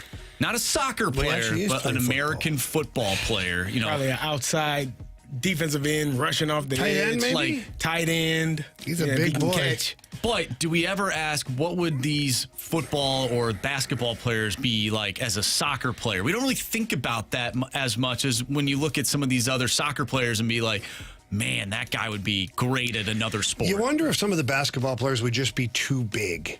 Some of them probably. Because, like, I will say this, the athleticism that it requires to do some of the stuff that they're doing with the quick footwork and all that stuff, I don't know if Shaquille O'Neal is able. No, I don't think Do you know what I'm saying? Yeah. Like, with all due respect, I love Shaq. I don't think Shaq But I would think you're run looking at that you're far. looking at 6'4", 6'5", 6'6" NBA players, maybe. Yes. But Anything above that? those are the guys that are generally some of the most athletic guys. I agree. Like the guys that are shooting guards, small forwards, wings. Like Allen Iverson, I look at him, that guy could be a soccer player. Like the way he moved around, the way he did things, like he's not the only one.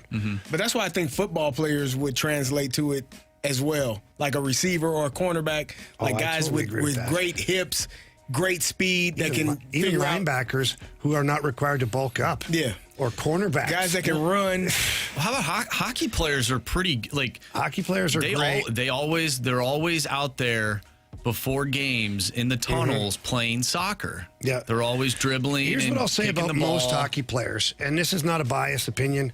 I didn't play pro football or basketball or baseball, any of those things. But whenever we did other sports as a team playing hockey, almost every guy could play the sport. Could hit a baseball, could throw the basketball, throw and catch a football, play soccer, like multiple sports.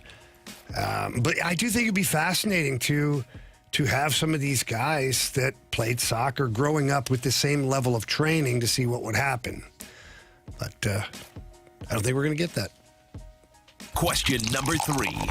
From the 309, what sport is the best sport to watch in person? I love baseball, but hockey is my favorite sport to watch live.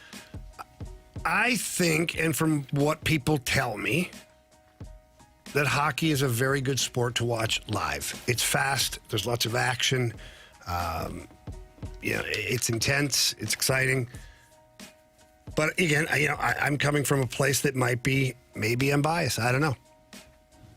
Carey, you've seen all these sports live. I have.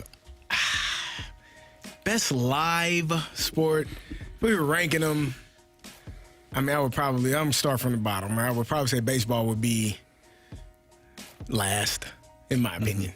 They're trying hard, but it's still slow. I guess it depends on what you're looking for, though. I guess, it depends what you're into.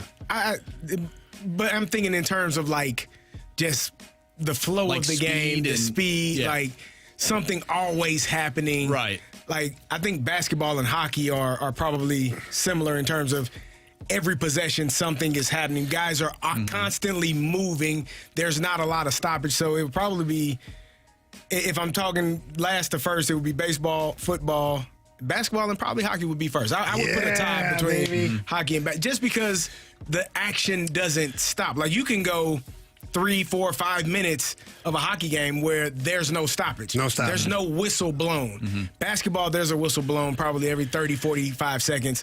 Football, every 12 to 15 seconds after a play. Baseball is extremely slow in terms of pitcher getting the ball, batter struck out, next batter walking up to the plate. Like it's a lot of downtime. But with hockey, if you put your head in your phone, you might miss something. Yeah. So I think hockey is probably the most exciting to watch in person. I think you do have to take into consideration the environment that you're in as well. Football is one of those sports where, like you just said, Carey, there's one play and then there's some downtime and then there's another play and there's downtime. But, when you go to a college football game, the environment that you are in. The environment's great. It doesn't matter how slow the game is live. You're right. You're in that environment and it makes it that much better. So I think it really just depends, College football is different. Like, especially depending on where you are. Just like you said, the environment, the excitement, how engaged fans are, even during timeouts. There's always something going on. Well, in baseball, if you go to like a regular season baseball game, being at the stadium doesn't even compare to a game in October. No. Where every single pitch matters.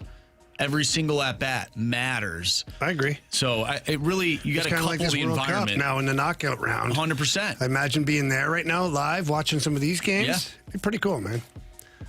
So again, it all depends on what your what your hunger is as far as watching a sporting event. All right, that's part one of the six-pack. Let's keep this rolling with part two. 314-399-9646. Sports Six-Pack continues next on 101 ESPN.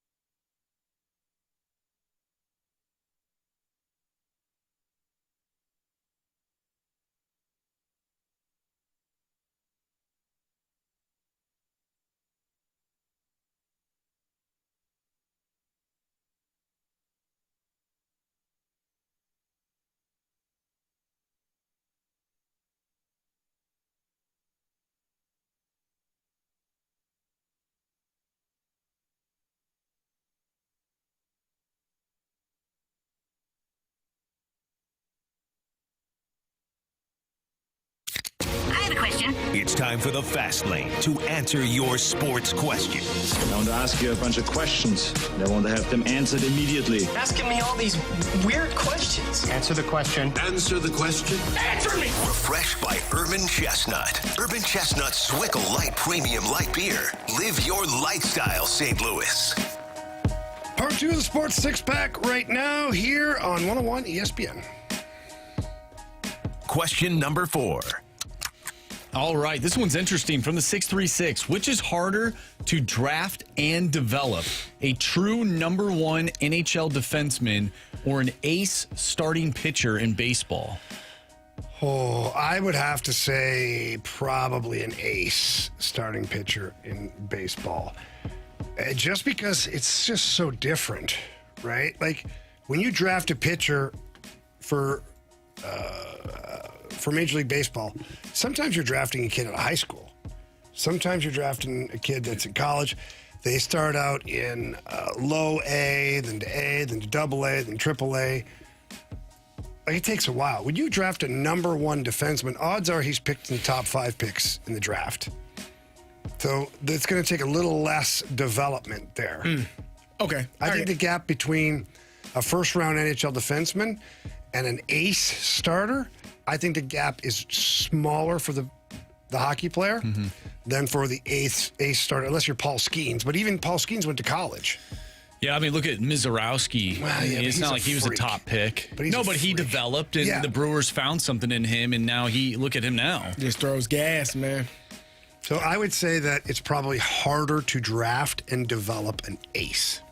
Harder to, would that be like harder to scout and figure out which one? Probably. That's all part of it, drafting. Drafting them and seeing the progression. Think about an ace. Because most of those guys are going to be 17 in high school when you draft them for baseball. Yeah. And they're not going to be ace ready. Like you said, it's going to take a little bit longer. So let's think about this. As far as a number 1 defenseman on your team, okay? Philip Broberg was drafted, 9th overall, I think, Marshy? Could be wrong. You usually go with these numbers. And he's your number 1 defenseman. It took him, 4 or 5 years to get there. I don't know. 8th overall. 8th overall is way off with 9. Top 10 pick, though. Top 10 pick. Whereas baseball, how many true aces are there? How many teams just don't have a true ace? How many teams don't have one? Yeah. More than probably 25. Yeah. Okay. Probably 22 to 25 teams don't have. Therein lies the answer. That is the answer then. Because each team has a number 1 defenseman on their team. Yeah, I think it just depends on what you consider to be a true ace. Like if you're looking at innings pitched, well, that has gone down. I mean, we were talking about it last week, some of the best rotations in ever. And like you go back to the 90s, you look at the Braves, they had three or four aces of, what would be an ace on another team in their rotation. Yeah. Like you're just not getting that these days. Yeah, I agree. And I guess if you want to go that route, how many teams have a true number 1 defenseman in the NHL? More than I think baseball teams have an ace. Because you look at Makar, Hughes, Werenski. Like you can go down the list of 15 to 16 probably true number 1 defensemen in the NHL. And like Carey said, maybe 5 or 6 true aces in all of baseball. Would that be accurate? I think maybe you could bump that number up a little bit. I'm sure we 10? Could. I think you could. I mean, the Dodgers have like 4 of them. Well, yeah, that's true. Do they, though? They have Ohtani. He's an ace. And they got Yamamoto. They have Yamamoto. Yeah, he's pretty good, yeah. So at least 2. Yeah. You have Tarek Skubal. Yeah. Skeens. I would consider him an ace, even though Mizorowski. he's... Would you consider Chris Sale? Not anymore. Or Sonny Gray? No. What about Christopher Sanchez? Christopher Sanchez, I would. So where are we at? 6 right now? I think I might have Cam Schlittler. He's pretty good. You would consider him an A1, 1A? At least this season I would. I think we're about. I think it's 5 to 10. I think if we put a little bit more thought into it, we had more time to like go through all the rosters, we could probably find a few more. I'm looking at top ERAs right now. I didn't mean to cut you off. Hear me out though. Most number 1 defensemen are drafted and are in the NHL immediately or within a year. Yeah. Oh yeah. Number 1 defenseman. Yeah. Well, they're that good. As an ace, that It takes a little bit. It doesn't usually happen then. You're not usually Paul Skeens. Not usually. Right. So, all right. So we got almost nowhere with that one. Great. Here we go. Next question. Question number 5. All right, we got a question. If I can find it here, I think it might have went away. Nope, I got it. From the 314, do you want to see Jordan Walker play in the home run derby? I do. Nah, Why I don't not? need to. What? I don't need to. Why don't you let the Carey? Let the kids play. You know what? You've been yelling at clouds all freaking day long here. It was fireworks. Yeah, whatever. It's up in the sky. The kid finally makes an all-star game, and you're not going to let him have some fun? No, you can have fun. You you want him in bed at 9 p.m. the night before, too? For sure. Yeah. For sure. You know what? If it ain't broke, don't fix it, You brother. don't know what he's doing every day. I don't. Well, whatever he's doing, it's swinging working. for the fences every single day. I don't think he is. Why do you hate fun? I don't hate fun. I think you do. I would rather see Yordan Alvarez go and do it. Who else do we got? So all those guys Kyle get to have Schwarber. fun. No, they can tire themselves out and be gassed. You know what happened the last time a Cardinals player was in the home run derby? He lit up. He got heated up. Sparked him. But he was struggling prior to. Sparked him. So we don't want to have the reverse happen. You know what, though, Carey? You know what I'm saying? A lot younger, this guy. Junior Caminero, he hits a home run every time he goes up to the plate. Get him in the home run derby. He got 11 straight games. He was pretty good. Marcy Carey hates fun. What do you think? I will say this. They did change the home run derby rules. They're not doing the time limit thing anymore. So that is good. I wouldn't want Jordan Walker to go up there and for, however long it was, like 2 minutes and just start swinging out of his shoes. Hacking. They did change that, so I am a little bit more open to the idea of him doing it. Like, I'm not going to hate it if he decides to do it, but I'm also not going to hate it if he doesn't. I want to see him do it, Jordan. I believe in you. Carey doesn't. Next question. Wait, what? Question number 6. All right, let's go to the 573. I'm not sure I understand why the NHL increased the regular season by 2 games. Is there any reason besides money? No. Question. All right, that's your sports six back here on 101 ESPN. Do we need a gauntlet contestant? We do need a gauntlet contestant. We need a gauntlet contestant. So please text in to 314-399-9646. Text in the word gauntlet. That's coming up next here on 101 ESPN.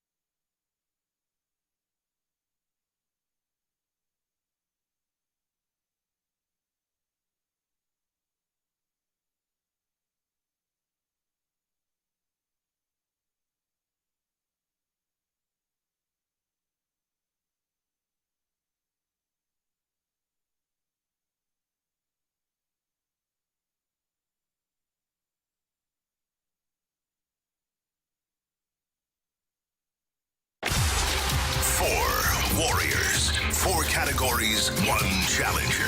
Can you survive the gauntlet? Brought to you by Blue Note Roofing. Roofing, siding, and gutters. Visit BlueNoteRoofingSTL.com for a free inspection. 4:02 here. Your time check brought to you by Clarkson Jewelers. It's time for the Gauntlet. We got our guy Nick on the phone. Nick, how we doing, bud? Good. How you guys doing? We're good, man. We're good. So, Anthony's out. You have to pick of Marshy, Carey, or myself today in the Gauntlet. Who are you going with? So going against you, Jamie. Oh, okay. All right. All right, Nick. Well, I'm going to duck out of here. Good luck to you, my friend. Yeah, appreciate y'all. All right, Nick, you know how this goes. Tell Marshy to spin that wheel. Marshy, spin that wheel, brother. Any particular category you hoping for? Man, I'd like hockey, but really, I know how the wheel works, so we'll see. Well, you didn't get hockey. Nope. Ah, shit. You got random. Cool. Let's go with that. All right, so you know how this goes. If you answer the question correctly without the options, you get 2 points. You answer it correctly with the options, you get 1 point. An incorrect answer will get you 0. Are you ready to roll, Nick? Yes, sir. All right, here we go. Toy Story 5 has hit theaters. What year did the first Toy Story come out? I'm going to go with 96. Final answer? Final answer. Question number 2. This opening line, "You are my fire, the one desire," belongs to which 1999 Backstreet Boys Billboard hit? I'm going to say That Way. Final answer. Question number 3. What local brewing company is celebrating 150 years of its most iconic beer in America? Anheuser-Busch. Final answer. And question number 4. The record for most World Cup goals by a U.S. men's national team member is 5. Who holds that record? Options. Options are Landon Donovan, Clint Dempsey, or Brian McBride. Let's go Donovan. Final answer. All right, we'll get Jamie back in here. That was quick. That was quick, man. Listen, you did a. Yeah, I don't know, man. We'll see. How do you feel, Nick? 50-50. All right. Not a soccer fan at all. I don't follow it, so that was a guess. But I've heard Donovan's name before, so we'll go with that. All right. Well, Jamie's putting his earbuds in. Are you, Jamie? How was the cone of silence? Dead silent. Dead silent. Yeah, nobody around, unfortunately. Right. Well, are you ready to roll? I don't know how my guy Nick do. Yeah, he was quick. We call him Nick the Quick. Mm-hmm. Is that what you call him? Yeah, Nick the Quick. He was he's quick. He's quick. Is he? Yeah, he was. He was quick with his answers. Pack a lunch, Jamie. Okay. He got random. Yeah. All right, you ready to roll? Sure.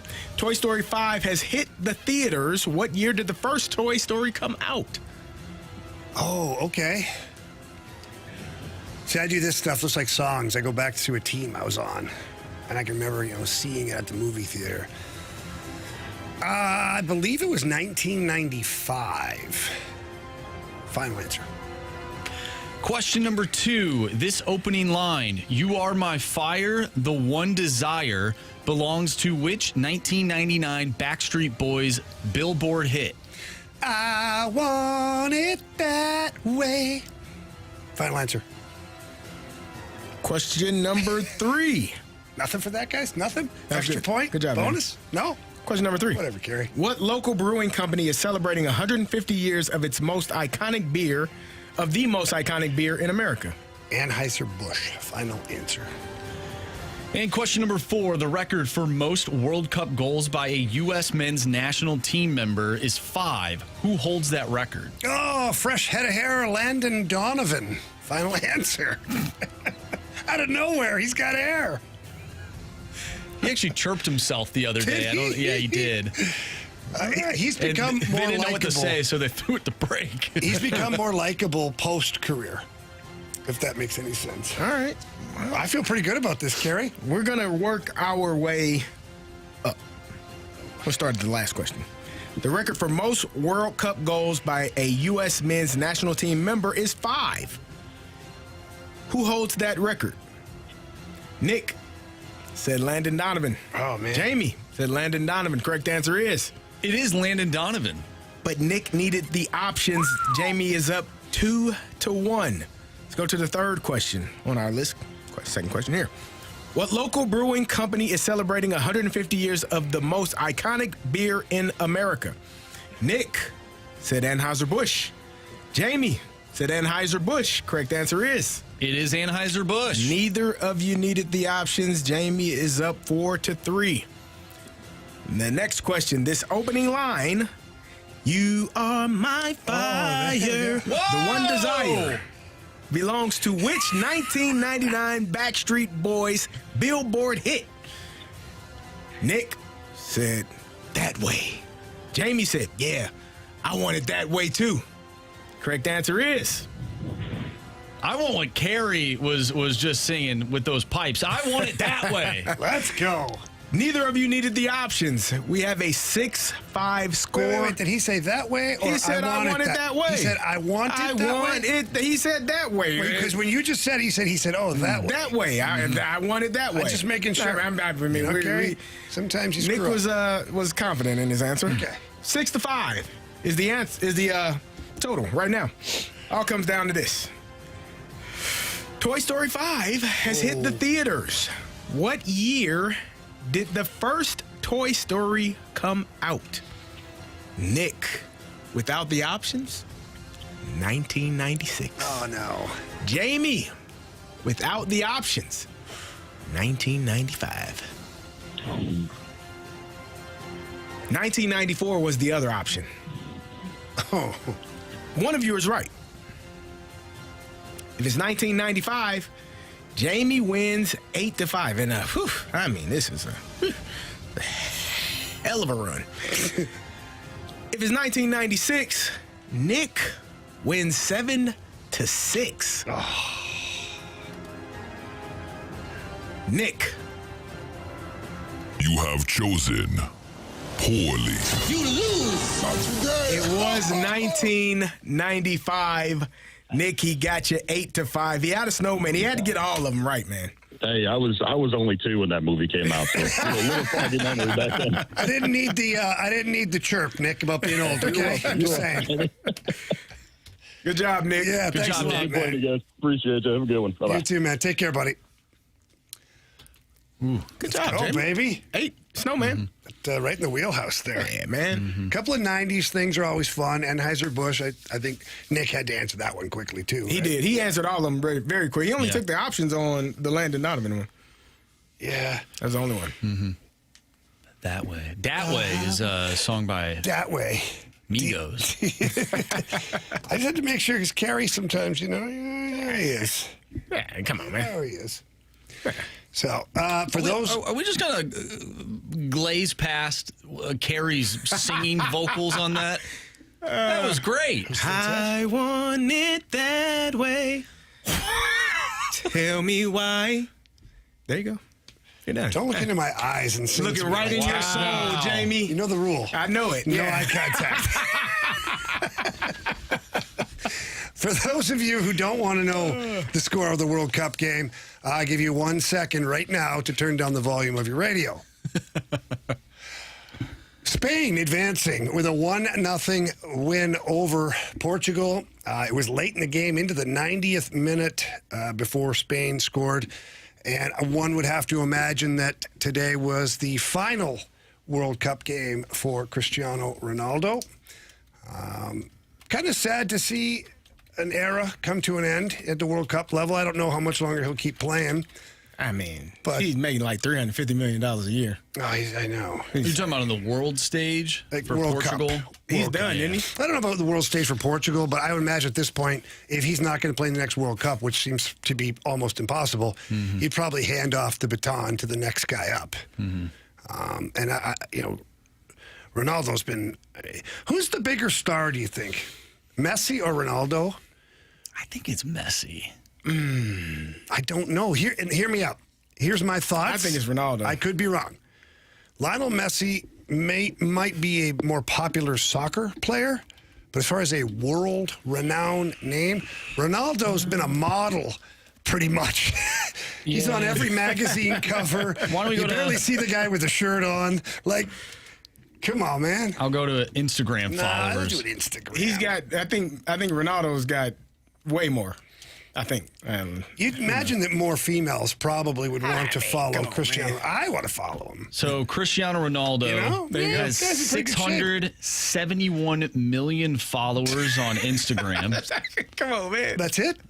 And Lionel Messi has 511. Yeah. I'd say it's Ronaldo then. So you can have the debate. We're basing it on Instagram followers. I guess Ronaldo is a bigger name. Yeah, more people know that guy. I watched a video, though, the other day of a bunch of different soccer players when they had the option between choosing Messi or Ronaldo, and a lot of them went with Messi. Probably is a better player. That was overall sort of the question. Yeah. Now, but, let's go back 10 years. Who knows? Like, I mean, just look at what Messi's doing in this tournament. He's right at the top getting of the up there in leaderboard. age, and he has been fantastic. He's been great. He's been really good. Yeah. All right, well, Portugal out. That means Ronaldo out as well. End of an era for Portugal and Ronaldo. Congratulations on a great career at the World Cup. I'm assuming it's his last one. You just don't know. All right, what are we witnessing, or are we witnessing a new free agency in the NHL? And Marshy and I kind of talked about this. It's regarding unrestricted free agents, how they might not be the hot ticket anymore. We'll talk about that next, right here on 101 ESPN.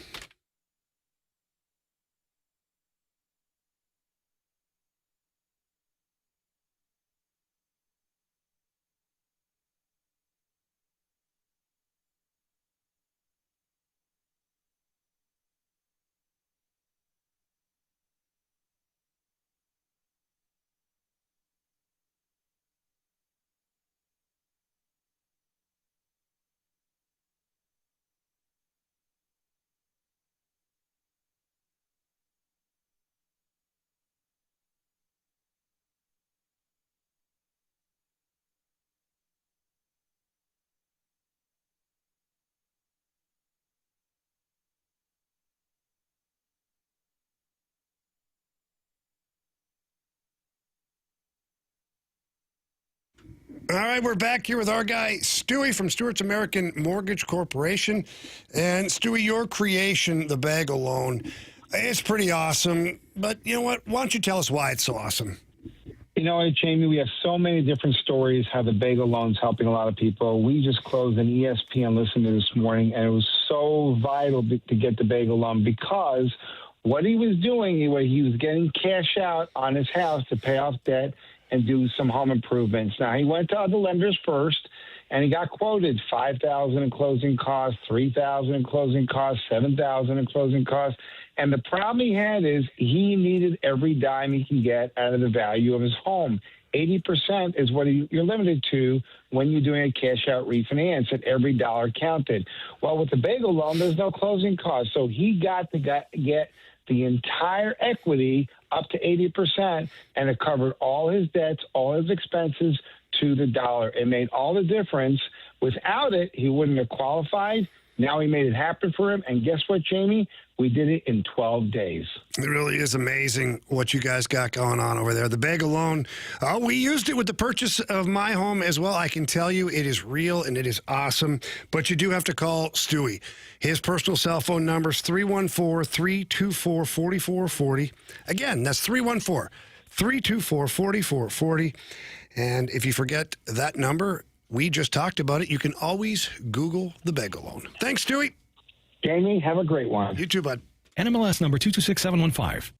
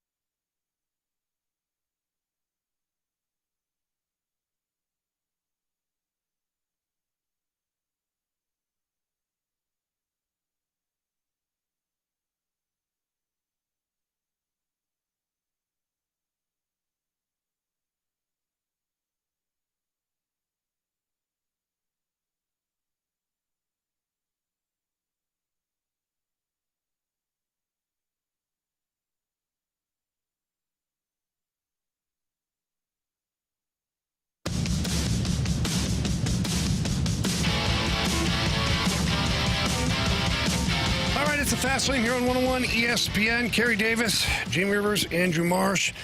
And, Carey, I was thinking about something in the office. Marsh and I were talking about the NHL and hockey and, the offer sheets and all sorts of craziness like that. Are we witnessing a new free agency? And hear me out. The big thing to do before would be, you find that 28, 29, 30-year-old unrestricted free agent, and you throw a bunch of money at them. And that's kind of like hitting the lottery for the player and a team, when you get that unrestricted free agent, you've got to pay, market or above market value for said player. Mm-hmm. But what if we're witnessing a change right now in the NHL? And what I mean by that is, would you rather get a 30, 31, 32-year-old unrestricted free agent to where the last year or two on the contract might look ugly, or you might have to play the LTIR game or all this stuff because the player's not able to do what he once did before, but you have to give him that amount of years to get the first 4 years of the deal. You have to put the next 3 on the back end of it. Right. Or is the new free agency targeting young restricted free agents overpaying for those players with offer sheets? And the reason I say this is because imagine getting a 24-year-old, 25-year-old who has not even hit their prime yet, and you offer them the max deal that you can possibly offer them. And I'm not saying go crazy, but let's say it's $4 or $5 million above what market value is. But in years 5, 6, 7 of his deal, it's fair market value. Right. But you now have gotten a 23, 24, 25-year-old for 7 years instead of a 32-year-old for 7 years. Right.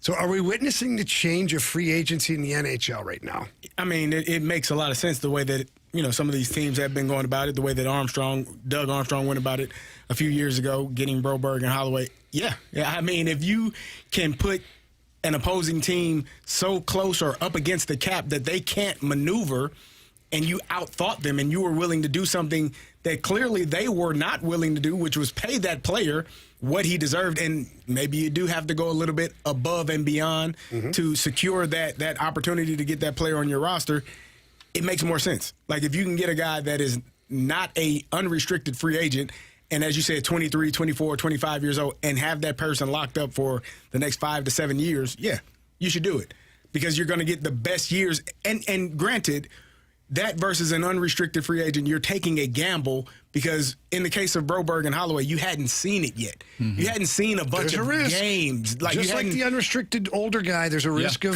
slowing down. Towards the end. But the risk is I haven't seen, you didn't see Philip Broberg play this much or this well with the Oilers. Same thing with Dylan Holloway. You just assume that, man, if I can get them on our roster, what they could be and how they could help. But as you said, it is a risk. It's an unknown risk because you don't know how valuable or how good that player actually is. Maybe the Oilers weren't playing him as much because they didn't have as much confidence and they weren't good enough. But they took the risk on him. They brought him here and they've done a great job, and both were rewarded with new contracts. Yeah, I think when you couple that along with some of the players who have signed deals but know that they are not going to re-sign with their current team, much like we saw with Matthew Tkachuk with the Calgary Flames and now Brady Tkachuk with the Ottawa Senators.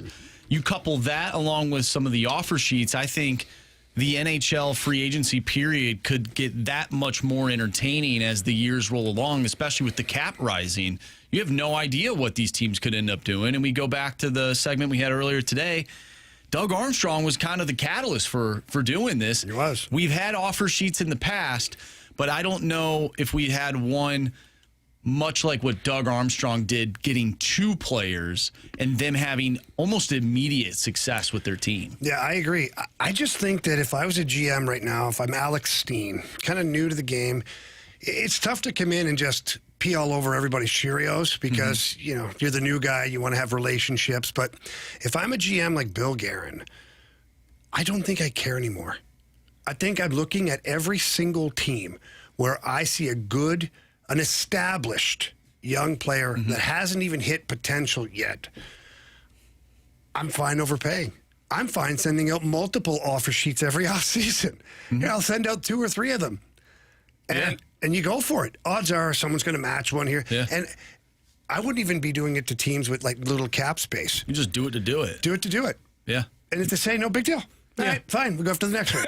Well, see what you can You know what I'm saying? Yeah. Like, who cares? It could get crazy when you think about, okay. You better defend your own turf then, though. You got to sign your players. Yeah. You have to. You just mentioned Bill Guerin. We'll use him as the example. But if he went out and got somebody, or at least wanted to offer sheet them, or we can use the one that just happened with the Flyers and the Ducks, where you are now looking at Leo Carlsson getting $18 million from either the Ducks or the Flyers. If he does not go to the Flyers, now the Ducks have to pay their player $18 million.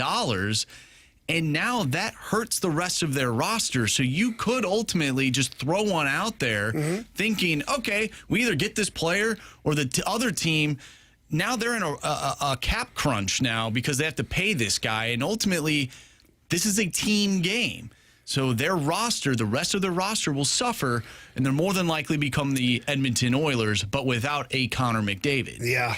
And I'm just wondering, as I think more about this, and of course tampering is a massive problem, but it happens every day in every sport. Players talk to agents, agents talk to players, and players then talk to other players, and it finds its way back to whoever you want to find its way back to. I wonder if agents start pipelining things to where players end up telling GMs, hey, so-and-so is going to get offer sheeted, but they'd probably take a trade from you. Kind of like the Vegas Golden Knights when they said, we're going to pick said player unless you trade us this guy. Right. I wonder if it starts to get really dark and dirty like that. I also wonder if you are approaching restricted free agency, what do you have a sense of urgency to re-sign with your current team, knowing that this is the way that most of these teams are going now? They are offering you a contract that you're going to get paid above and beyond what maybe you get from your current team, and you kind of force your current team's hand to either match it or I go play elsewhere. Like, I don't have to sign this contract in the season or as soon as directly as the season ends because I'm going to be a restricted free agent and all of these other teams they know you're up against the cap. Yeah. Why would I sign? That's a great point. Listen, again, unrestricted free agency is changing. Yeah. So restricted free agents can almost become unrestricted free agents if they're willing to take an offer sheet from another team. Yeah. If they know their team can't afford them. Like, what if I'm on a team right now that's got $6.5 million of cap space and I'm a $10 million player? I think I am. Yeah. Well, what am I? I'm not taking the discount. No. So my agent's going to call somebody else, and we're going to get an offer sheet going. And I'm going to get out of here just like an unrestricted free agent would pick a team to go to. Well, and you teased it in the segment that we had earlier in the show about what the Flyers could do if they do end up getting Leo Carlsson. That doesn't necessarily mean that they keep him. Yes. So that's the one thing about Carolina is their general manager. So the rule is if you match the offer, you cannot trade that player for at least 1 year. The flip side of that, though, in Carolina, the Hurricanes were talking about offer sheeting players with the purpose of trading said players. Right away? Right away. So taking that player and flipping him to a team for other assets. Wow. It's a crazy thought, and it would have to be extremely well thought out because if you offer sheet somebody and you get them, it costs you, depending on where they are in the price chart, could be 1 first round, 2 first round, a second round. Like they're not all 4 first rounders. Okay. That's only because this is the max number, the amount of money being given out. So if Carolina, instead of wanting a second or third round pick, which may not pan out, what they do is they offer sheet somebody. He's on the books quickly. You take said player, unless you've given him a no movement clause. Right. But let's say you don't, and you flip that player to another team for a good young player or a prospect that you like, or the guy that can play on your team right away. You've now utilized the offer sheet in a completely different direction. I would assume let's use Carlsson, for example, because he is the example right now. If the Flyers were to do something like this, I think you mentioned it in the office that, you could eat some of that contract, a couple million, and then flip him. I would assume for ready NHL players, because if you're willing to give up 4 first-round picks, like you probably want something in return. At least you want a player on your roster. Probably more than one. Probably more than one, and you probably get more than one as well. And I just wonder with all of this Flyers action, I just wonder if they're going to move on from Trevor Zegras. I wonder if they're hoping someone offer sheets him, because they're going to have to try and pay him. And I just don't know if he's an impact player like everyone thought he was going to be. And Drysdale is another defenseman. Like, the Flyers are going to be in some cap gymnastics here if Anaheim doesn't match the offer. Yeah. Oh, we got him. Yeah. 18. And like, oh, wait a minute. We can only afford 7 other players. So anyways, it's just a new wrinkle to NHL free agency. It'll be interesting to see what happens the rest of this offseason. And then specifically moving forward, when the cap keeps going up, seeing what teams are willing to pay to steal other players from other teams. All right, Carey Davis, Jamie Rivers, Andrew Marsh. I believe we got What's Trending coming up next here with Andrew Marsh in the Fast Lane.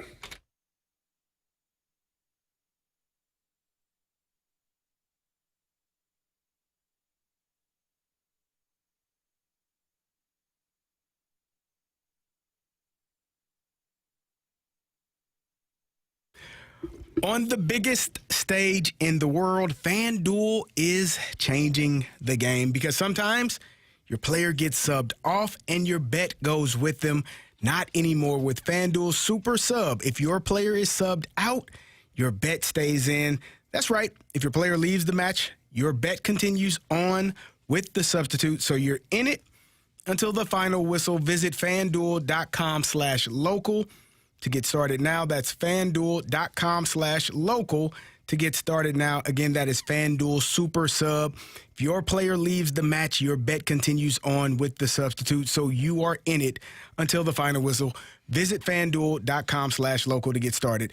Let there be goals this summer on FanDuel. You must be 21 plus and present in Missouri. Gambling problem? Call 1-800-GAMBLER. That's 1-800-GAMBLER.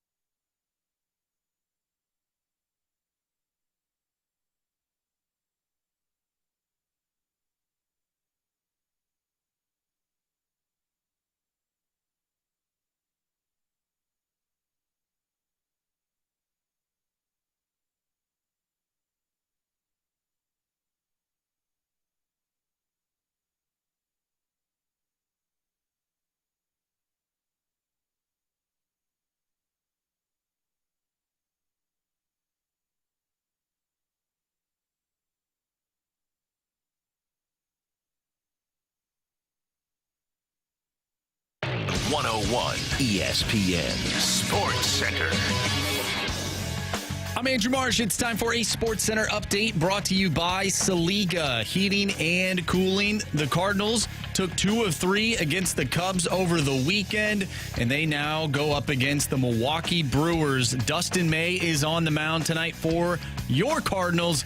First pitch from Busch is at 6:45. The United States takes on Belgium tonight with a start time of 7 o'clock. We talked earlier today about Balogun being able to play in tonight's contest. If you missed anything from today's show, make sure you go to 101ESPN.com or check out the free Dobbs Tire and Auto Center's 101 ESPN mobile app.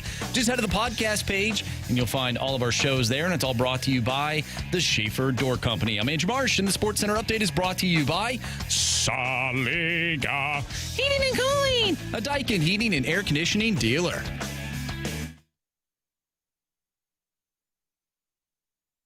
What are the hot topics in the sports world? What in the wide, wide world of sports is going on here? Here's what's trending.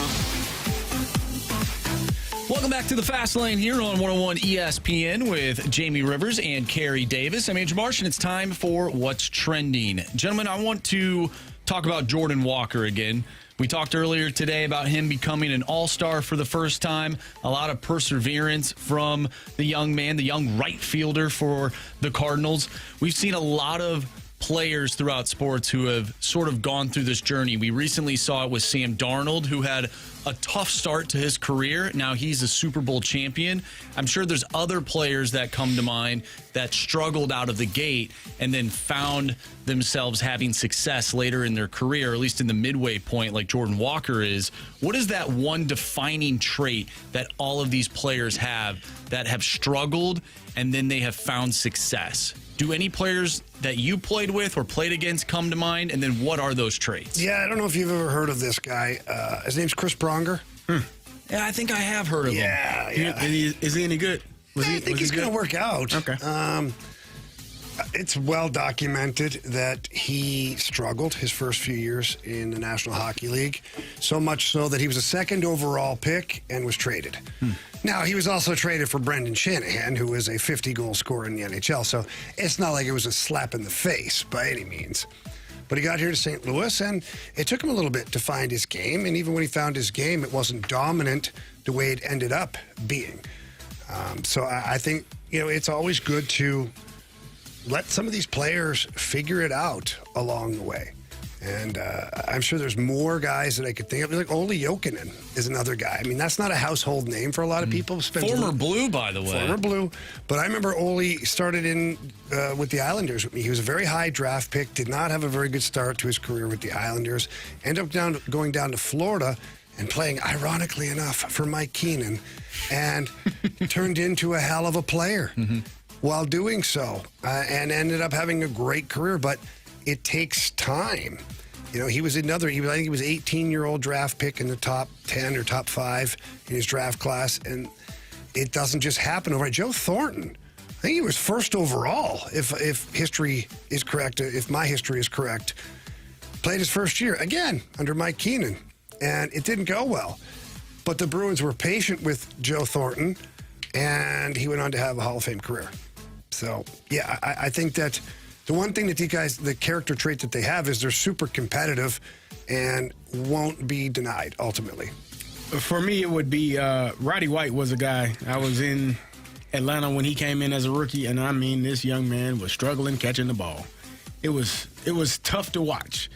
And his first few years in Atlanta, he didn't have, the numbers that he would go on to have. But year 3, it kind of took off. Year 4, definitely, and he started to figure some things out and became one of the best receivers, in my opinion, in Atlanta Falcon history. So for me, watching him, and again, I don't know, sometimes it's just confidence.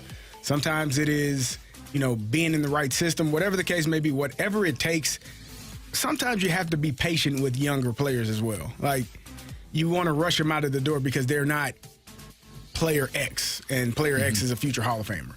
Right? You look at him and you compare him, you say, oh, he's this size and he's that speed and he's this way and he should be him. And you're like, why? Why do you say that? right? Because we've dealt with that for a number of years with Colton Parayko, people wanting him to be like the guy you just mentioned, in Chris Pronger. Hey, he ain't him. He's more like Jay Bowmeister, really. Like, pretty what good, do you though. want, man? No, he did play with J-Bo. He did play with him, but he's like the right-handed Jay Bowmeister. Yes. You know? So I think it's just giving players their time to kind of figure out life and figure out what exactly it is that they are and who they are and how they'll mature. Everybody matures and progresses at different levels and different times. So giving them that opportunity. There's one player in the NHL right now who's a first overall pick, put up 63 points in his rookie season. The next 3 years had 38 points, 52 points, and 53 points. I mean, that's pretty... Is that Lafreniere? No, it's not. He then went on to put up 97 points and continue to do that. And 3 seasons ago, he had 140 points. That would be Nathan McKinnon. He's pretty good. He's pretty good. Now, in fairness to Nathan McKinnon, those teams he was on at the start of his career were absolutely awful. That was in their moment where they were losing every year. But yeah, he turned out to be pretty good. I mean, I take him on my team. But I mean, you just look at the stark difference between 53 points and then 97 points. Like, that's crazy. Yeah. So to see what Jordan Walker's doing right now, going back to, what started this conversation, to see what he's doing now leading or tied for the lead in Major League Baseball and runs batted in, leading the National League. Like, it's pretty cool to see. It's awesome, man. And it just shows that this might not be his ceiling. It might not be, and maybe we just, to the words of someone who everybody loves here in Cardinal Nation, maybe we just need to be patient. Oh, wow. Oh, boy. Oh, wow. No? What? Okay. No, you're right, but... Well, see? See? Yeah. You're right. Maybe he wasn't wrong, guys. All right, come on now. Come on. Interesting news. We talked about this last week. Alex Ovechkin, he will play another season in the NHL. He did sign last Thursday with the Capitals. However, he has not committed to this being his final NHL season.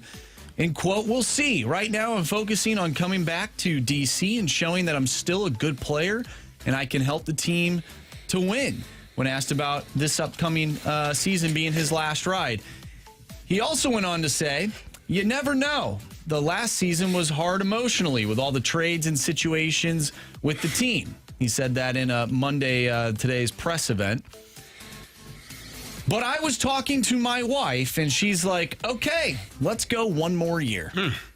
Good for him. So this might not be Ovi's last ride. It might not be, but I just tell you this from a hockey standpoint. I watched Ovi play last year. It was tough. His wife did say maybe 2 years. Yeah, well, she wants all that money. Give her all that cash money. No, I'm joking. But it wasn't pretty. The last thing you want to do if you're Alex Ovechkin is force the Capitals to be like, bro, like, we're not re-signing you. It's over. They're almost gifting him $9 million this year coming up with bonuses that are super achievable for him. Watching him get around the ice last year was not good. Watching him play any kind of defensive hockey was not good. I don't think he was on the ice for one defensive zone faceoff that wasn't an icing while he was on the ice.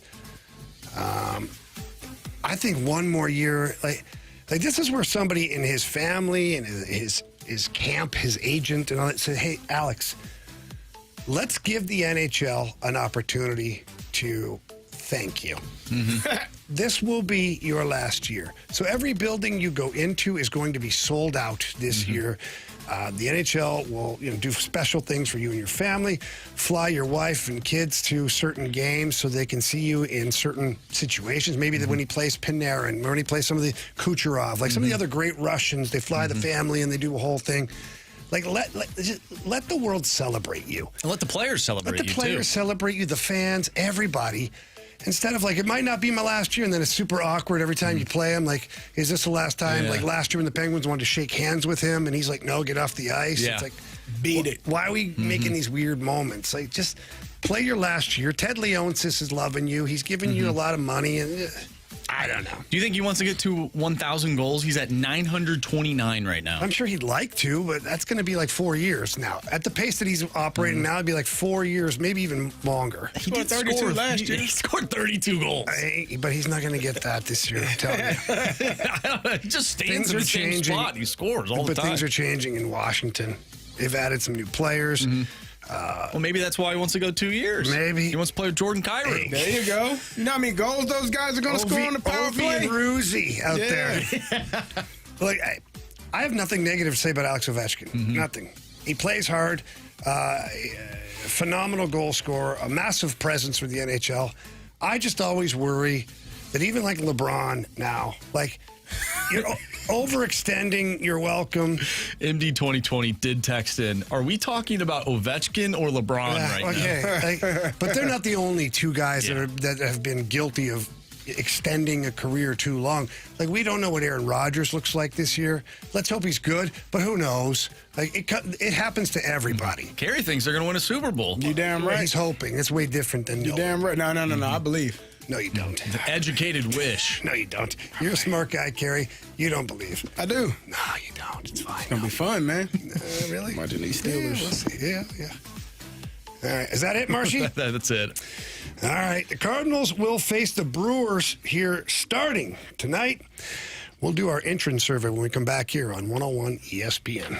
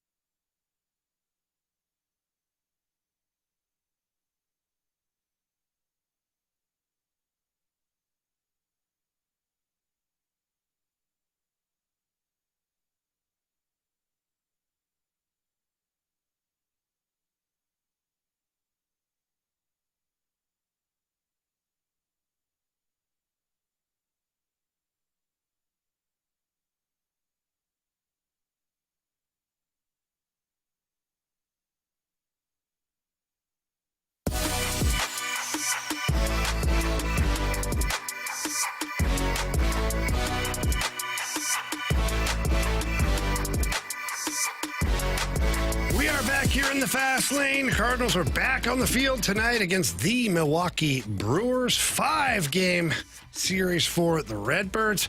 Marshy, you got some entrance survey questions for us. Yes, let's start off like we typically do. Which pitcher needs to step up in this series? Oh, wow. Well, right off the top of my head, I'm thinking to myself that Dustin May. Sure would be nice to see him get back to what he was a few games ago. Some bad luck throwing and some bad luck getting hit by hit by baseballs and things like that. I think Dustin May's got to get back on track. I think if the Cardinals, he was pitching like a true number one for a while.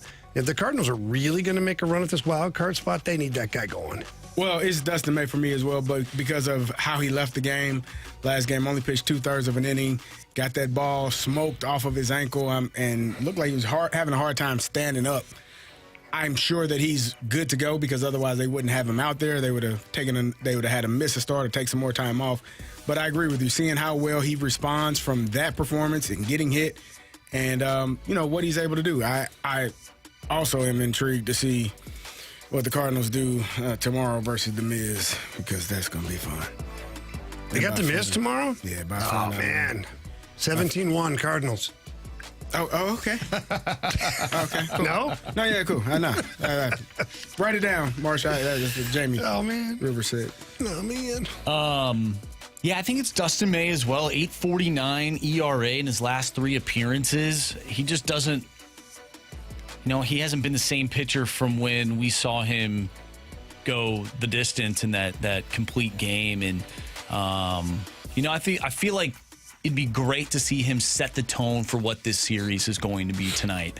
I think that would be great. I wonder, though, what do you think this has to do with his trade value? Do you think his last few starts has any effect on that? I think he is who he is. Okay. I think you see and I think people will take a chance on him knowing that he has the potential to be what he was for 2 of those games. I think one was against the Brewers, and then I forget who the other one was against, where he threw the complete game, no run, was it shutout, complete game shutout. So I think that it's there. I think people will still be after him, not as an ace, but probably as a number 3 starter for a team that is a contender to try to win, a World Series. I don't think this is going to impact it. All right, let's move on. What is the biggest storyline heading into this series? Wow. You got 5 games. Can you come close to winning the series? I think that's the big. This is a massive series. You're playing the number 1 team in your division 5 games in a row. Can you win at least 2? You cannot lose 4 or 5 of these games. If you do, it is going to really sting. So I think, for me, the biggest storyline is getting 2 or 3 of this series. Winning the series would be phenomenal, but you got to at least win 2, in my opinion. I think just continuing to play the way that you have played. You won the last 2 series against 2 really good teams, both in Atlanta and Chicago. Can you continue? Can the bats stay hot the way that they have? You scored 26 runs in that series against Chicago. You played outstanding. So can the bats continue to do what they've been doing, and can the pitching follow suit? I think I'm with you guys in terms of the offense. Milwaukee, they have good pitchers. And can this offense continue to put up runs, or will they sort of go back to the team that they were before they took on the Braves? Are they that team that lost to Minnesota? Are they the team that lost the series against Kansas City? What does that look like against Milwaukee? We saw success against the Braves, who have been struggling, but we saw success against a red-hot Cubs team at Wrigley Field. Can you continue doing that against Milwaukee and maybe not so much gain ground in the NL Central, but keep pace right there in the wild card, because Miami is right on their heels. They're tied right now for that final wild card spot, and Miami's been playing good baseball in June. But it is July. Maybe things change for them. They did win yesterday. They almost blew it. I was hoping that they would. But stay positive, Marshy. I'm just saying. The Cardinals, I think I'm with you, Jamie. I think they need to at least win 2 games. At least. So, With that being said, how do the Cardinals come away with a series win? What type of baseball does that look like? Well, the offense has to keep going. We've already touched on that. And the pitching, it's not going to match the Brewers. We know that. But the pitching has to keep you competitive. And I mean all of it. The rotation, the bullpen. Because I just feel like if one entity or the other stubs its toe, like that particular game, a kiss goodbye. And then it's even harder. Because then you're putting more pressure on your offense. If the pitchers can't deliver, the offense has to try and deliver. And that's a lot to ask against a Brewers team that is just, I don't say they're loaded with pitching, but they're certainly loaded with Mizrachi, and they've got good pitching behind him. Just continue. I mean, just play the game.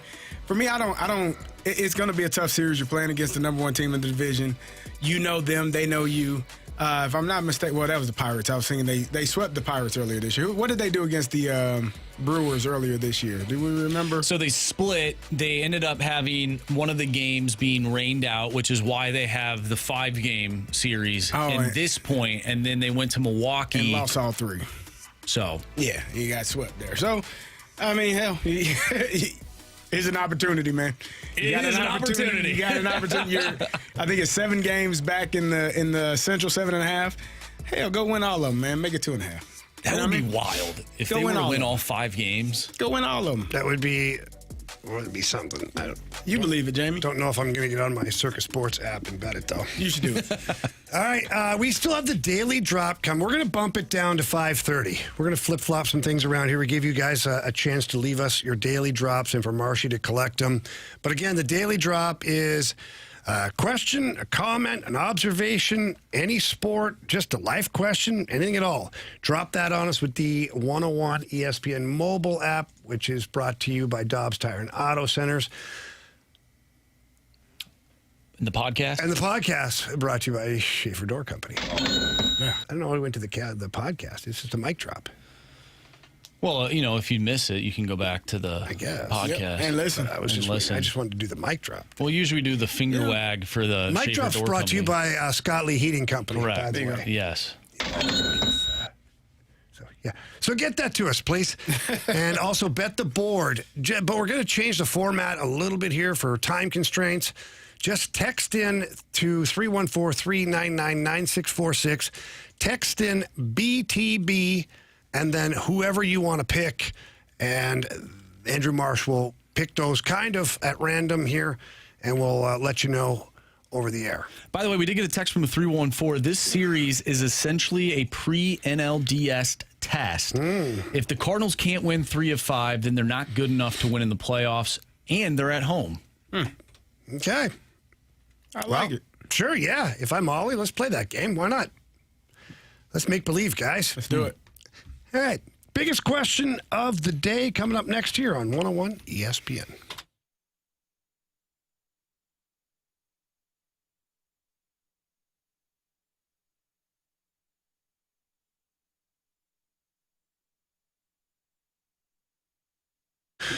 All right, I tell you what, had some great urban chestnut beers over the weekend while celebrating America's 250th birthday.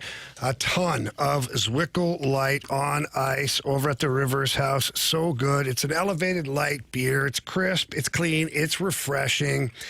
And it was kind of fun, passing those out to people who maybe haven't tried them before, and they're talking about they drink light beers, and then they taste the Zwickel Light, and they go, there's no way that's a light beer. I'm like, yeah, it's a light beer. Look, only 95 calories, only 3.7 carbs, but man, it tastes great.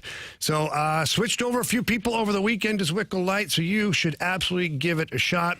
You should also check out Squirrel Works. It's a new hazy IPA brought to you by Urban Chestnut. It's smooth, hazy IPA that delivers bright tropical notes and an easy, juicy finish. You will love it. It's available in 4-packs, or the single cans also available. It's available all over the place right now. So check out your Zwickel Light and your Squirrel Works from my friends over at Urban Chestnut. For more information, visit them at urbanchestnut.com. Again, that's urbanchestnut.com.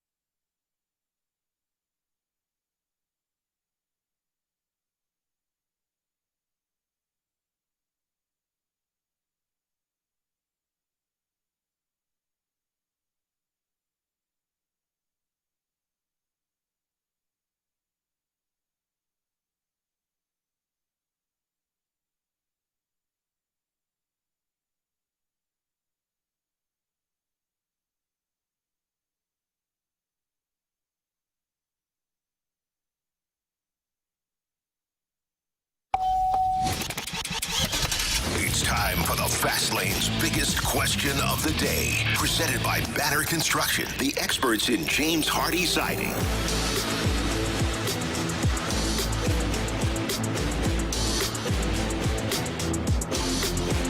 Back here in the Fast Lane, Carey Davis, Jamie Rivers, Andrew Marsh. Time for biggest question of the day. All right, so earlier today, BK and Ferrario and T-Bone, they were having a discussion about how the Cardinals, Ollie Marmol, should handle the lineup these next few days against the Brewers. Of course, you have 5 games in 4 days. Tanner was in the camp of, you play all your big guys. This is an important series. Things could go haywire, and you could find yourself out of the wild card running. BK was saying something along the lines of, well, I think you should play your big guys against the Braves, get some guys off their feet, of course, in the stretch against the Brewers, because the Braves, who are somewhat slipping, they could be a team that you could be fighting for a spot in the wild card later down the road. They're still in first place, but the Phillies they're catching up right now in the NL East.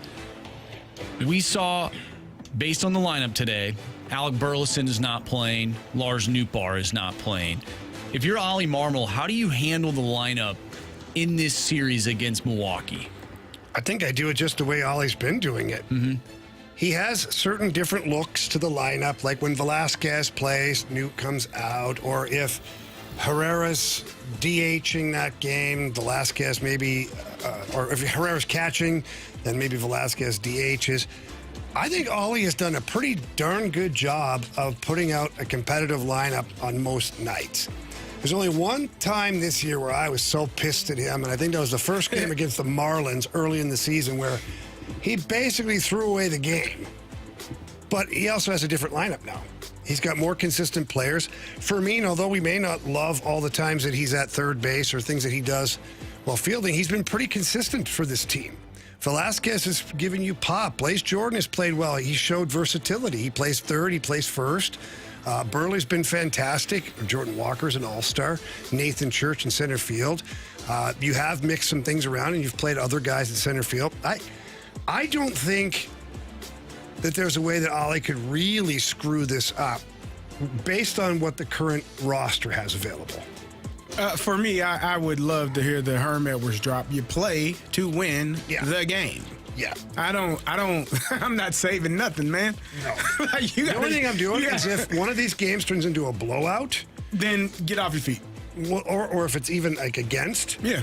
There's one pitcher I'm going to look at, and I'm going to tell him you're wearing it. Yeah. Like, I'm not taking you out. I don't care how bad this gets. Like, you got a team. You got, if I'm not mistaken, they were the youngest team in baseball, or the second youngest team in baseball. Hey, man, you good. You got 8 games before the All-Star break. Plenty of time to rest. I'm not saying if someone's tired or they're fatigued, get them off their feet. But you don't let the gas off the. You don't let your foot off the gas pedal. You ride this thing out these last 8 games.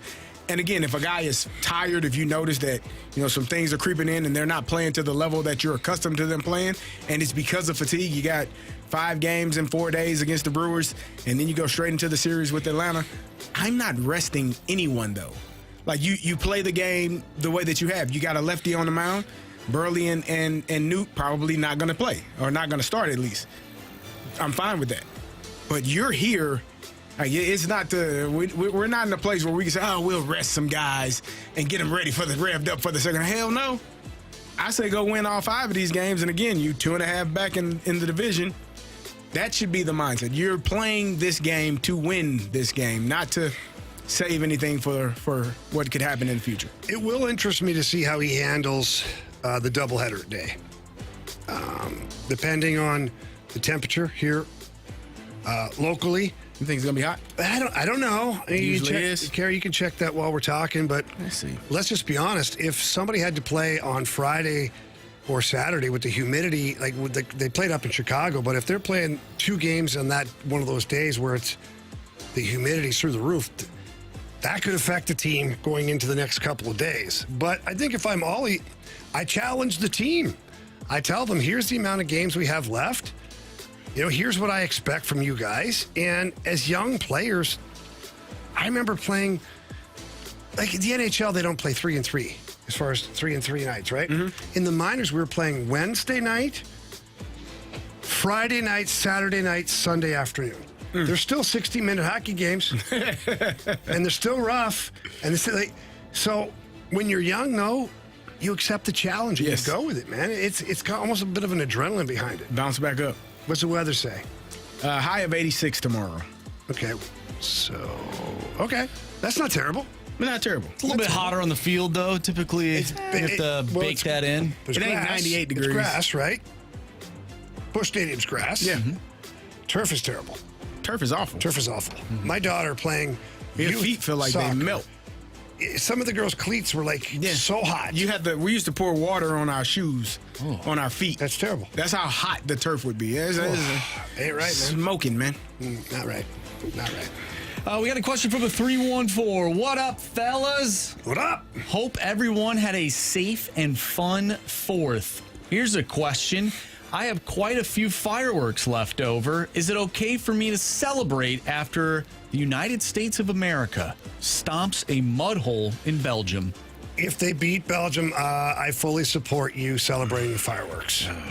Now, Carey hates fun, so he's going to say no to that. But so let's just say the games that I'm sorry, Jamie. I mean, I think about 7. I think about all the puppies and the dogs and how fearful they are of fireworks. Then I think about our great veterans who sometimes those fireworks. My uncle was a vet. He hated 4th of July because of the fireworks. But what about not because of what it meant, but because of the fireworks. But what about the ones that love it? But what about the ones that don't, man? I'm just saying. Hey, we're 15 days. We're gonna be 15 days after the 4th here shortly, and they're still gonna be popping them damn things, man. 15 days. We're 2 Don't worry about days my past math. Don't worry about that. I said we will be. This is the United States of America. I agree. Carey, correct me if I'm wrong. The United States of America just turned 250 years old. It is fresh on the brain. If you have leftover 250th fireworks, save them for next year to celebrate They'll be good. Another iconic event of the United States getting through the next round, light those puppies up. All right, man. You celebrate. Do your thing. You celebrate with those fireworks. In a time frame. Be done by 10. Just don't do it too late. Yeah, be done by 10. Because I got to get up early, too. What do you think the discussion will be if the United States does not prevail tonight? Like, are we still talking about this next generation? Ribbon. Gonna go a little teddy bear? Yeah. But I don't mean that in a mean way, but like people will be like, oh man, that was really good. That was a good effort. You guys did really well. We're going to be proud of the team. For sure. This has been exciting. It's been fun. But would it be disappointing based on how good they have played that they didn't get past? I would understand if Balogun was not playing and they ended up losing. You can be like, okay, like one of the best players of the tournament for the United States wasn't playing. Like, obviously that is severe disadvantage there, but he is playing unless something happens at the final hour. But so you're in the round of 16, right? It's the 16 best teams in the World Cup right now. They've been at the spot, though, before. I'm just saying. That's quite an accomplishment. Belgium has a hell of a team, too. They do. So they almost lost. If it wasn't for Anthony, they wouldn't even be playing in this game. Senegal did blow one of maybe the biggest upset, or one of them for sure. But yeah, I don't know. I mean, I'm happy with it. Am I disappointed? Of course, I'll be pissed off if they lose. I want the U.S. to win. But will I be like absolutely like crushed? I'll say, man, they did really good. They gave me something to cheer about for a really long time. Did you watch the Canada game? Yeah, I hated every minute of it. Moroccan jerks. I was going to text you, too. No, you know what? I was going to check on you. I would have broke my phone. I was just going to check on you. Make sure you're doing all right. I was a little disappointed. Happens. No, they're playing on July 4th. I got confused, though. There are a lot of things working against them. Where were they playing at? Were they in Canada? They didn't finish top in their thing, so they had to go play in the States. Oh. Yeah, on July 4th. I wish they would have done the schedule where the United States would have played on July 4th. I feel like that would have been cool. It would have been cool, but then, like, I'm kind of happy they didn't because now everybody could celebrate, like including the players on the U.S. team if their families, like not like party, but just like enjoy the moment. That's true. And the U.S. soccer fans can enjoy the day and then looking forward to the game on Monday. Keep the celebration going. Yeah, if you got fireworks, light them off, you know, Carey? Yeah, on the 4th of July. What the hell are we doing, man? All right, we done? We are done. Right. Not with the show, though. We No, we got the show here. We got. Do we have our bet the board, people? All right, so we do have 3 of the 4. We only had one person text in that they wanted Anthony, but said person has already played Bet the Board before. So, well, if I might give it to him. We'll see. But if someone new wants to play, do it now. 314-399-9646 BTB, and then attach the name that you want to draft at that point. We'll do Bet the Board and Beat the Streak coming up next.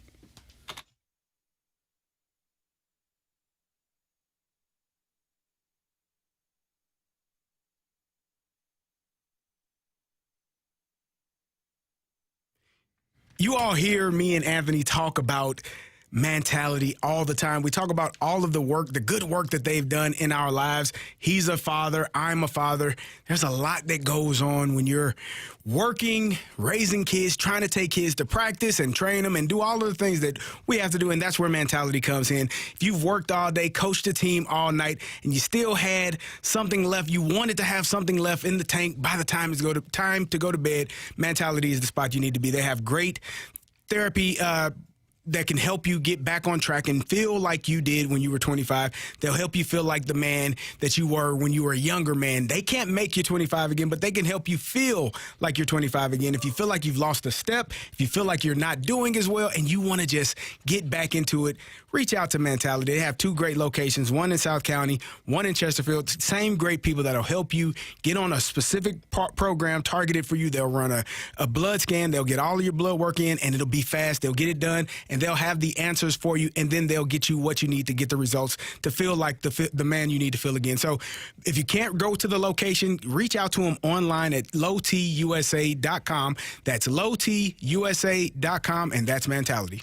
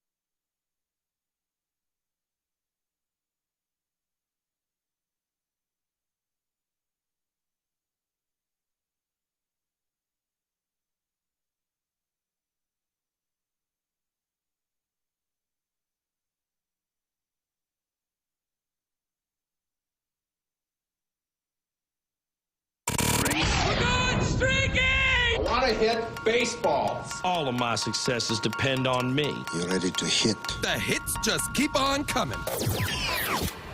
And his first big league hit is a bullet up the middle. Welcome back here to 101 ESPN. Carey Davis, Andrew Marsh, Jamie Rivers, and our guy, John. John, how we doing? I'm doing well. How you guys? We're good, man. We're good. The Redbirds are playing pretty well. You're still with us, so all things are positive, my man. That's right. Glad to be back. Yeah, glad to have you. Okay, so Marshy, what's our batting order here? All right, so Carey will lead us off. He has a streak of 10 right now, which is the longest streak of the season. Carey is still going. Jamie, you have a streak of 2. Oh, baby. John has a streak of 1. I have a streak of 1. And Anthony is at 0. Oh, wow. Struggling. I don't have an answer for today. Ooh, you know what? Give me J.J. Weatherholt.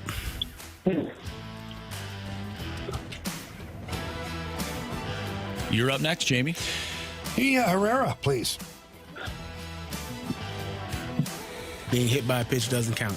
Yes, it does. No, it doesn't. John is up next. One more time, What's John. that, John? Jordan Walker. All right. Walker. All right, tonight, I think this guy makes up for what happened yesterday. He's going for mean. Give me Jose Fermin. He likes the storyline. Terminator, huh? He likes it. All right.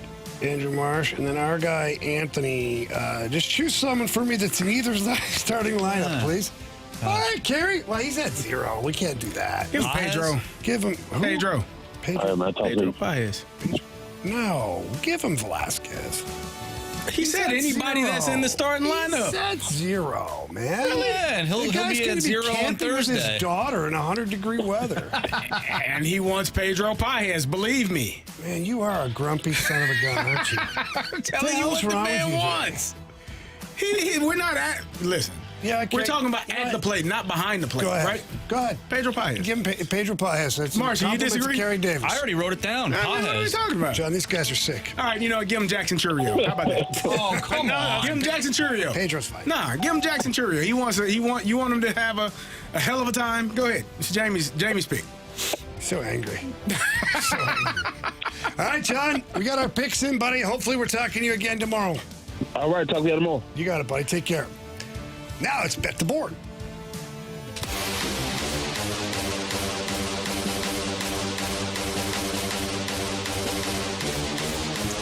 All right, Marshy, who has who now? I know they were texting in. Did we get some final picks? Yes, so everybody has been chosen.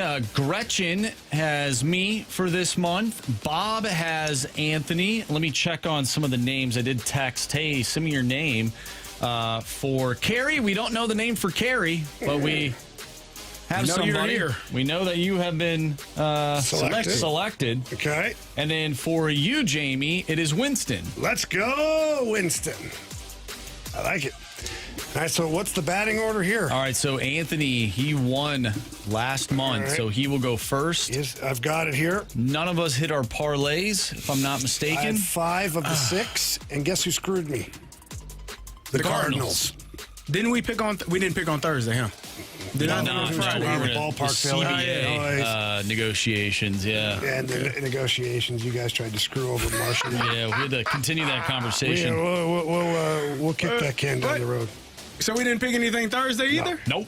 Today's the first Today's day. the first day, kid. Well, why did I send my pick in? Because you're silly. What the hell are y'all doing? What pick did you send it on Friday? It was Albies, 1.5. I sent it on Thursday. Yeah, it was great. I liked it. You know, it's good. Your participation's important. Whatever. You know what, Carey? You wouldn't have hit it, though. You know what? Then that's his spot. He loses a turn.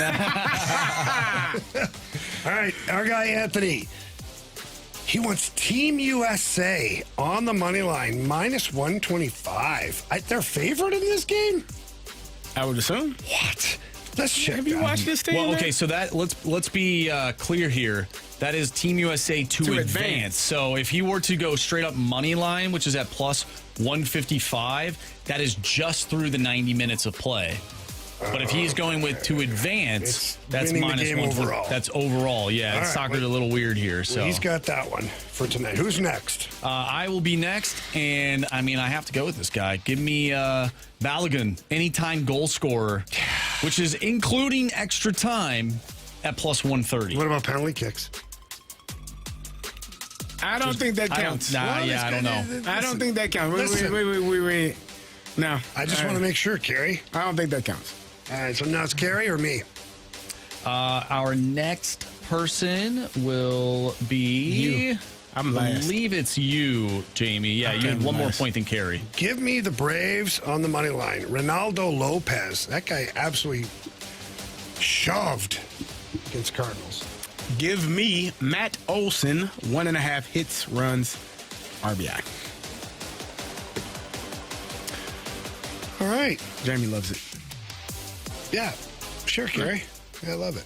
It's awesome. All right, again, the Daily Drop is coming up in about 7 minutes or so. You get on the 101 ESPN mobile app, click on the little microphone on there, and tell us about the World Cup, Team USA, the red card controversy, the NHL, the offer sheets, pretty much anything you want. You can tell us about the 4th of July. Ask us a question about that. Ask why Carey hates fireworks and fun. All of that you can leave with the mic drop option on our 101 ESPN mobile app. All right, boys, in all seriousness, how do you think this plays out tonight for Team USA? Victory. You really believe that? Yeah, heck yeah, okay. Man. Sometimes we want things, but we don't believe them. Nah, I mean, they're favored, right, Marshy? No, they favored to advance? Not on the money line. Is that what he said? No, the favorite to advance. Okay. Did I get that wrong? wrong? Where are they playing? Seattle. Okay, so the weather is minus not 125. Terrible. Yeah, to advance, they're minus 125. Belgium's at plus 100. So they are the favorites in this one. Now, the money line for the 90 minutes is a little bit different. Weird. Whereas USA is plus 155, Belgium plus 175. So U.S. is still favored. Still favored in that regard, but maybe they think that this could go longer. I don't know. That doesn't include the extra time, so that could be a goal after the 90 minutes. Is that it could be whatever the referee decides. Yeah. I've figured that out, that I'm watching the referee. They decide how much extra time? Well, I had a problem with something the other night.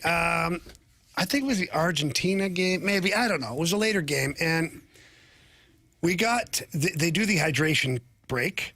Yeah, but it's hot. The clock keeps going. And it goes about 10 minutes for this break. Is that added into the extra time? No, because then when 90 minutes hit, it went plus 7. Ah. So I'm like, well, what are we doing? What's the point of the hydration? We're missing out on time. Yeah.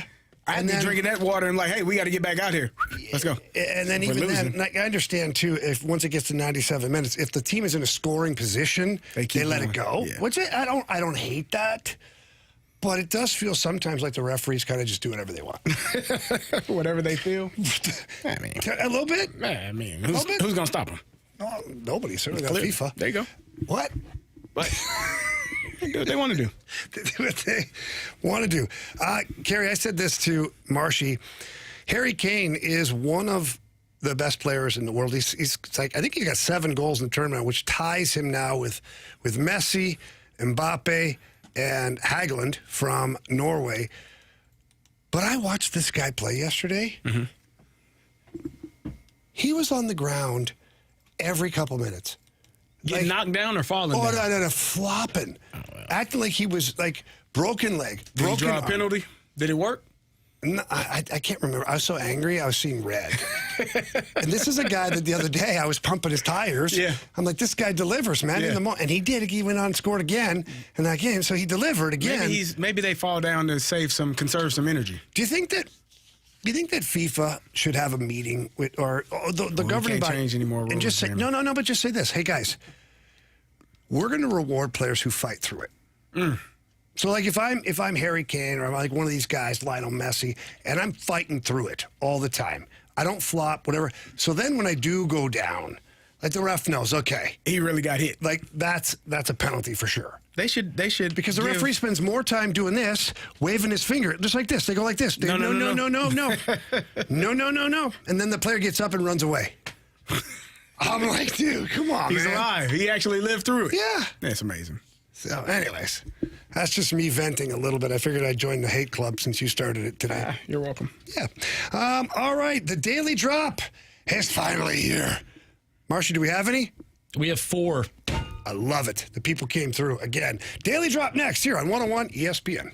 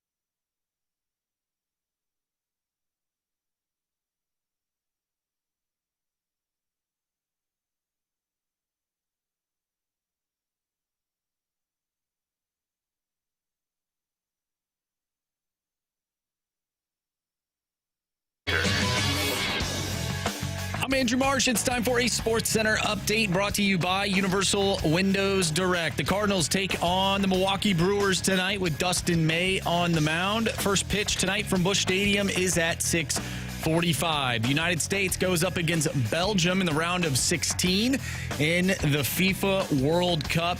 Start time is at 7. We talked a lot about the World Cup today, particularly about Folarin Balogun. He will play tonight for the United States. We'll see what impact he has tonight. We'll for sure talk about it tomorrow. But if you missed anything from today's show, make sure you go to 101ESPN.com or check out the free Dobbs Tire and Auto Center's 101 ESPN mobile app. Just head to the podcast page, and you'll find all of our shows there. And it's all brought to you by the Schaefer Door Company. We have the Daily Drop coming up next. I'm Andrew Marsh. This Sports Center update is brought to you by Universal Windows Direct. You'll be saying, I love my windows.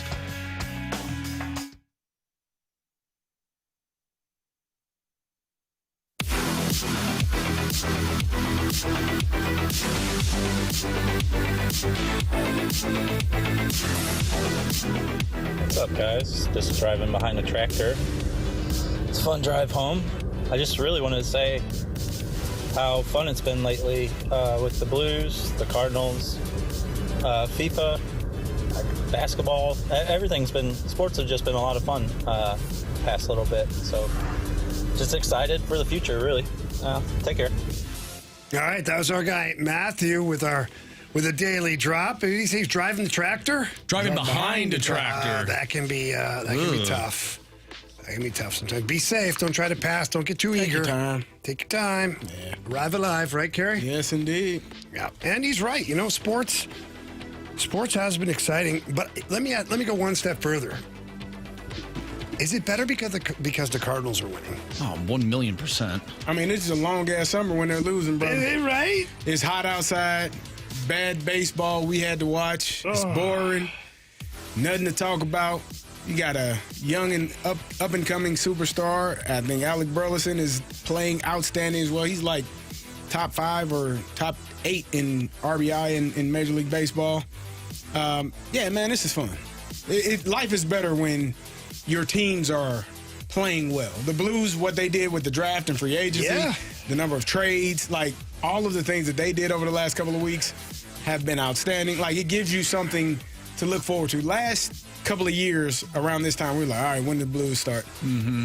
And then when the Blues got halfway through, you're like, oh, okay, when did the Cardinals start? Yeah. No, I don't know if we're saying that. I think we're like, oh, man, this has the potential of being a really long year. So the Cardinals kind of surprising us has been very nice. Yes. At least with the hockey season, I won't speak for you guys, but I'll speak for myself. If the Blues are not having a great year, I can fall back on the NFL and really dive into fantasy football and, you know, what the NFL has to bring.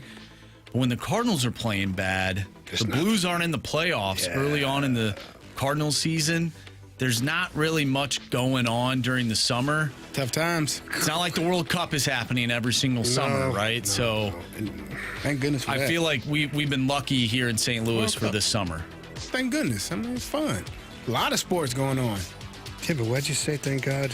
I said thank goodness for the World Cup. USA, you not said happy? It's not on every year, and you said thank goodness. No. I did hear that. I did hear that. You did. What the hell's wrong with you? It's not what I said. It's what you heard. Nah. I said, thank goodness it's on this year, man. Yeah. What would we be doing? We'll go back and check the tapes. Horrible attitude all day. Who's next? All right, we have Braden up next. Shin? I don't understand why fan voting still exists when Jordan Walker is not an all-star starter for the outfield in the National League when he's the National League leader in RBIs and he has 20 home runs. The first 20 home run, 10 stolen base season since Albert Pujols in 2009. And if I'm not mistaken, pretty sure I read it off the ESPN notification that Roger Hornsby was the only other one to achieve that feat. So why is he not an all-star starter? So let me ask you this. Who was that again? Braden? Braden, thank you very much for your daily drop. What if the fan vote just gets a guy in the All-Star game? What if they change the format to that? Because it's obvious that they want fan participation and fan engagement. What if the fans, their number elects a guy into the All-Star game, and then the manager of said All-Star team decides if they're a starter or just a player. Because Jordan Walker should be a starter. Based on his number, I think he's leading the NL in RBI right now. Tied for Major League lead. Yeah, so he should be a starter. Now, he didn't get voted in, but whoever got voted in, the manager can say, hey, you know what, congratulations, you made it to the All-Star game. Based on the fan vote, you'll be playing at some point tonight. So I am also upset that he is not a National League starter, but I think the positive thing is that when he is in the game, he might have more of an impact on the game later in the game than maybe he would as a starter. Because those starters will eventually be replaced, and he will go into the game. Yeah, but it's the honor of it all, right? No, I understand.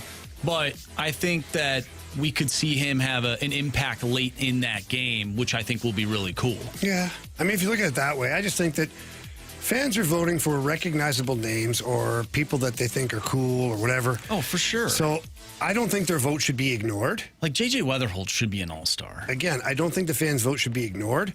I just don't think the fans should be automatically picking the starters. Mm-hmm. I agree with that. Your vote should count, but again, it should count for being in the game. Get that player in the game. That player is in the game. Yep. And then the manager gets to pick the starting Rob Manfred, call me. Yeah. Okay. He won't. Call him. I'm his deputy, so when you call him, I'll be on the line too. Just anointed yourself, did you? Hell yeah, you just anointed yourself. What do you mean? I said Rob Manfred, call me. Why? So you can fix this? Yeah. And I can help you. He said, all of a sudden you're a deputy. You're a deputy. Hell I'm a marshal. I don't care. It's fine. Marshall Rivers. There ain't nobody in my family. Who's next? We have Sam. Let's go, Sammy. Do you think the Ducks regret trading Mason McTavish now that they have this dilemma with Leo Carlson? And do you think Blues fans that were concerned about McTavish should look at this different now that it seems that everyone wants out of Anaheim? I don't know if that's the case. I think that these kids, these younger players, are getting a lot of business advice from their agents on how to make the most money possible before the sport chews them up and spits them out. I'm just being honest. Do I think the Ducks regret trading Mason McTavish? I think they will if they're not able to match the offer for Leo Carlson. That's two of their top centermen that are gone now. And Mason McTavish still had a tremendous amount of upside, which is why Army and Steiner went and got him. And as far as, again, I don't know if everybody hates Anaheim. I think those are just business decisions. But appreciate the daily drop, Braden. Awesome stuff. I think we got one more, Marshy. We do, and it's from Carey. And if I'm not mistaken, Carey Davis. A different Carey. It's spelled with a K. And I believe that this is the same person that picked our Carey for Bet the Board. No. It could be. I have not received confirmation on that, but this is Carey's mic drop. After watching the hot dog eating contest on July 4th, I'm curious if the Fast Lane were to challenge the Rizzuto Show, who would win and how many hot dogs would be the winning number? We would win, but we would be remorseful and regretful after it was done. I feel sick thinking about it. Yeah, like they dip those hot dogs in water. They got a couple of smaller people, like Moon and Learn are not big humans. Riz is not a big human. I'm not saying that you have to be big because obviously Joey Chestnut, he's not a big fella. But he's been training for years. He's been expanding that stomach. I ain't dipping no hot dog in no water. No, that sounds disgusting. I'm not dipping terrible. Beer. No, that might not be bad. Well, you might only be able to eat like 4 you'll get fuller faster. No. I'll use Zwickle Light. Guys, it's only 95 calories, 3.7 carbs. Perfect. Okay, let me ask you this, because Riz and I ended up in a debate at my house on July 4th, because before he came over to my house, he was watching Joey Chestnut, and he called him the greatest athlete of all time. Yeah, that's not an athlete. Okay. That's what I said. He's not an athlete. He goes, well, hang on. He goes, the parameters. Is he training? Is he unique at his skill, and is he dominant? Yeah, that's not an athlete, though. And is it on ESPN? That doesn't make you an athlete. I'm just saying. I mean, you could be dominant in, like, video games. That doesn't make you an athlete. That makes you dominant in, like, the e-gaming or the whatever world, e-sport world. Yeah, but at least when you're eating a hot dog, it's a physical ability. Yeah, I don't think so. I don't think it's a physical. Listen, I'm with you. I was on that side of the argument, but by the time I was done, he had me thinking. I don't think so. I would never think that that's an athlete. It is a skill set, and it's really freaking cool that you win. Like, you are a master of your craft. Now, your craft is something that not everybody can do, and that's a wonderful thing as well. But I don't think you're an athlete. That is disrespectful to all the athletes out there. Does there need to be then is a bowler an athlete? Yeah, I don't think so. I'm just asking. I mean, it's a sport. So I'll give it to you.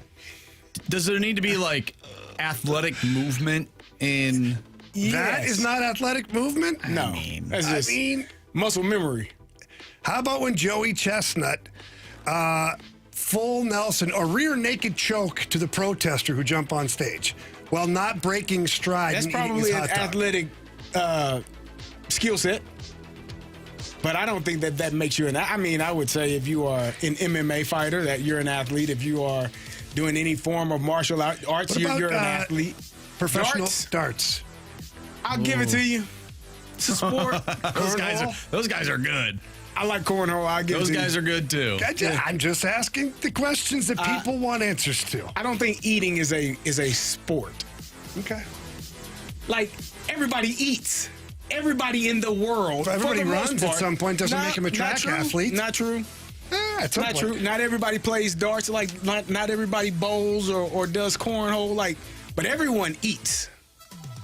So, I'm gonna say no on the athletic achievements. That's a great debate, though. That's a good question. But then, how come they put it on ESPN? Because they know people will tune in and watch it. Well, it's about money. It's about money. Paramount. They ain't paying enough. Well, ESPN is the home of champions. Is that what you just declared? No, that's like one of their slogans. I've never heard that. That was something else. I've never heard that before. No, I mean, Home it's of like champions. I thought that was New England. Unless they're playing the Seahawks. Criticisms, compliments, and 3 stars of the day. Coming up next year on 101 ESPN.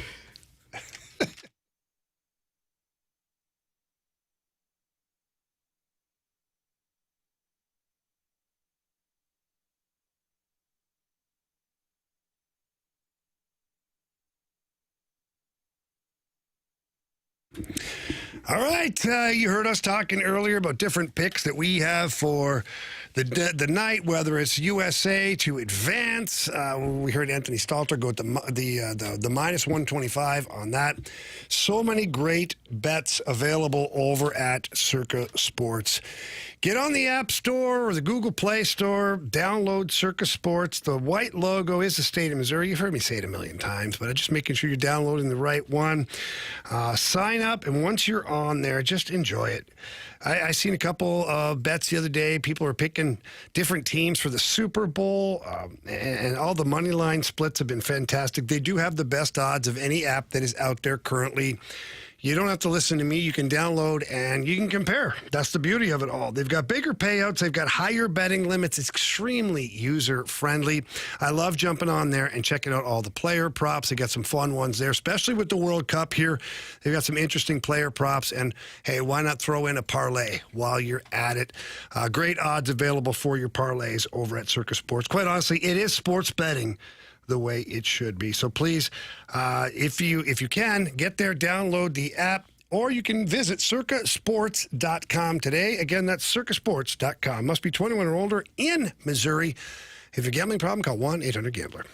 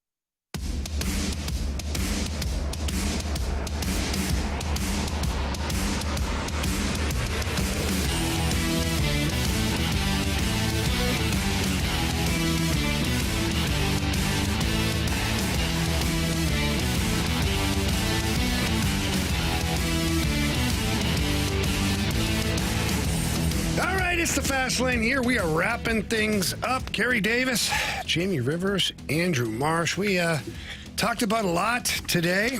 I talked about the World Cup and, of course, the Folarin Balogun red card suspending the suspension, all of that stuff. We talked about how Doug Armstrong is basically the catalyst of ruining the NHL right now. If you haven't heard that, you check it out on the podcast. Of course, the podcast brought to you by the Schaefer Door Company. Criticisms and compliments. Marshy, what do we got? Criticisms and compliments. The 314 says, I would like to disagree with the esports thing. Those guys are athletes. They train and have nutrition coaches, just like any other of the major sports. They're athletes. And if you want to debate this, I can, because I have knowledge of it. Because my son, both of them, were esports athletes, got scholarships to college to play them, and now my son is a professional esports broadcaster. They are definitely athletes. Carey, your thoughts? Congrats to your kids, man. Huh? I'm sorry, I can't hear you. I disagree with the athlete part of it, though, brother. I'll tell you what. Those guys that are good at video games are very good. That's a skill set. I can't run into them a lot when I play. I think it's, Somebody tried to tell me, because they said, they're talking about video games, right? And they said, I saw it now. They said, well, would you consider an F1 driver an athlete? I'm like, yeah. I would consider. I would consider, because. Have you seen what their body has to go through? And you have to make decisions, instantly. Yeah. Like, very quickly. All they do is push the buttons and they drive. No. It's way more than that. Their bodies fall apart in that car. Yeah, man. Forget that. Mahomes' long body, you're 100% correct. Couldn't see that one either. All right, let's go to Curb Stop. Let's go to Curb Stop. Today's show as a whole, 12:30 a.m. fireworks, was a banger to start the week. Only one thing left to say: USA, USA, USA. Can't wait for that one tonight. That's 7 o'clock kickoff, as they say, out in Seattle. It's going to be a lot of fun for that game. I'm excited for it. The Waterboy says, favorite part of the show is listening to Jamie trying to stay on task coming out of the breaks. Yeah, I had a hard time remembering sometimes what the hell I teased. But we got there, boys. We did a pretty good job today. In DeBoer we trust. Great show, gents. Awesome topics. One thing I've gathered is if we lose, it's because Carey doesn't like fireworks and doesn't like us celebrating America. Yep. USA to the Elite Eight. Carey needs to be a little more American like Andrew and I. What? You were crying in your beer over the weekend about your Canadians. I was definitely in my beer. He was crying over it. I had a USA tank top on, okay? And I was blowing up lots of fireworks, You put that Carey. on after the Canadians were bounced. I didn't watch the game, man. I was celebrating America's 250th. You can ask. You think I was in the house watching that? You were watching it on your phone. I know you were. Nah, people were giving me updates. I said, shut the hell up. They're down by 1. They're down by 2. I think it's 3-0 now. Shush your face. It wasn't 3-0. Why don't we do our 3 stars of the day? Yeah. 3 stars is Carey Grumpy. It's time for the Fast Lane's 3 stars of the day, presented by Circus Sports. No bet fees ever with the world's largest sports book, now at your fingertips in Illinois and Missouri. All right, we're going to give our 3rd star of the day to Carey's nerd voice. Oh, yeah, man. Yeah, man. It's my nerd voice. I don't know if it's nerd or 38%. if he's doing his white guy launch voice. angle. We're not sure. It's viable for better home runs when you hit it that way. Wish you the best, buddy. That's definitely a white guy voice. Yep. He went too far that time. You know it too. You know it. He added a little nerdy to it. He added a little bit. He added a little bit of powder on that one. Yeah. All right, 2nd star of the day goes out to all athletes. Yeah. All athletes. All of them. Sure. Yeah. That are real athletes. Oh, man. And our 1st star of the day goes out to Carey's Backstreet Boy pipes. Oh, man. Check it out. That was a bad attitude. All right, we'll be back tomorrow with you here in the Fast Lane. Andrew Marsh, Jamie Rivers, Carey Davis. Get home, relax, kick up your feet, and go Team USA.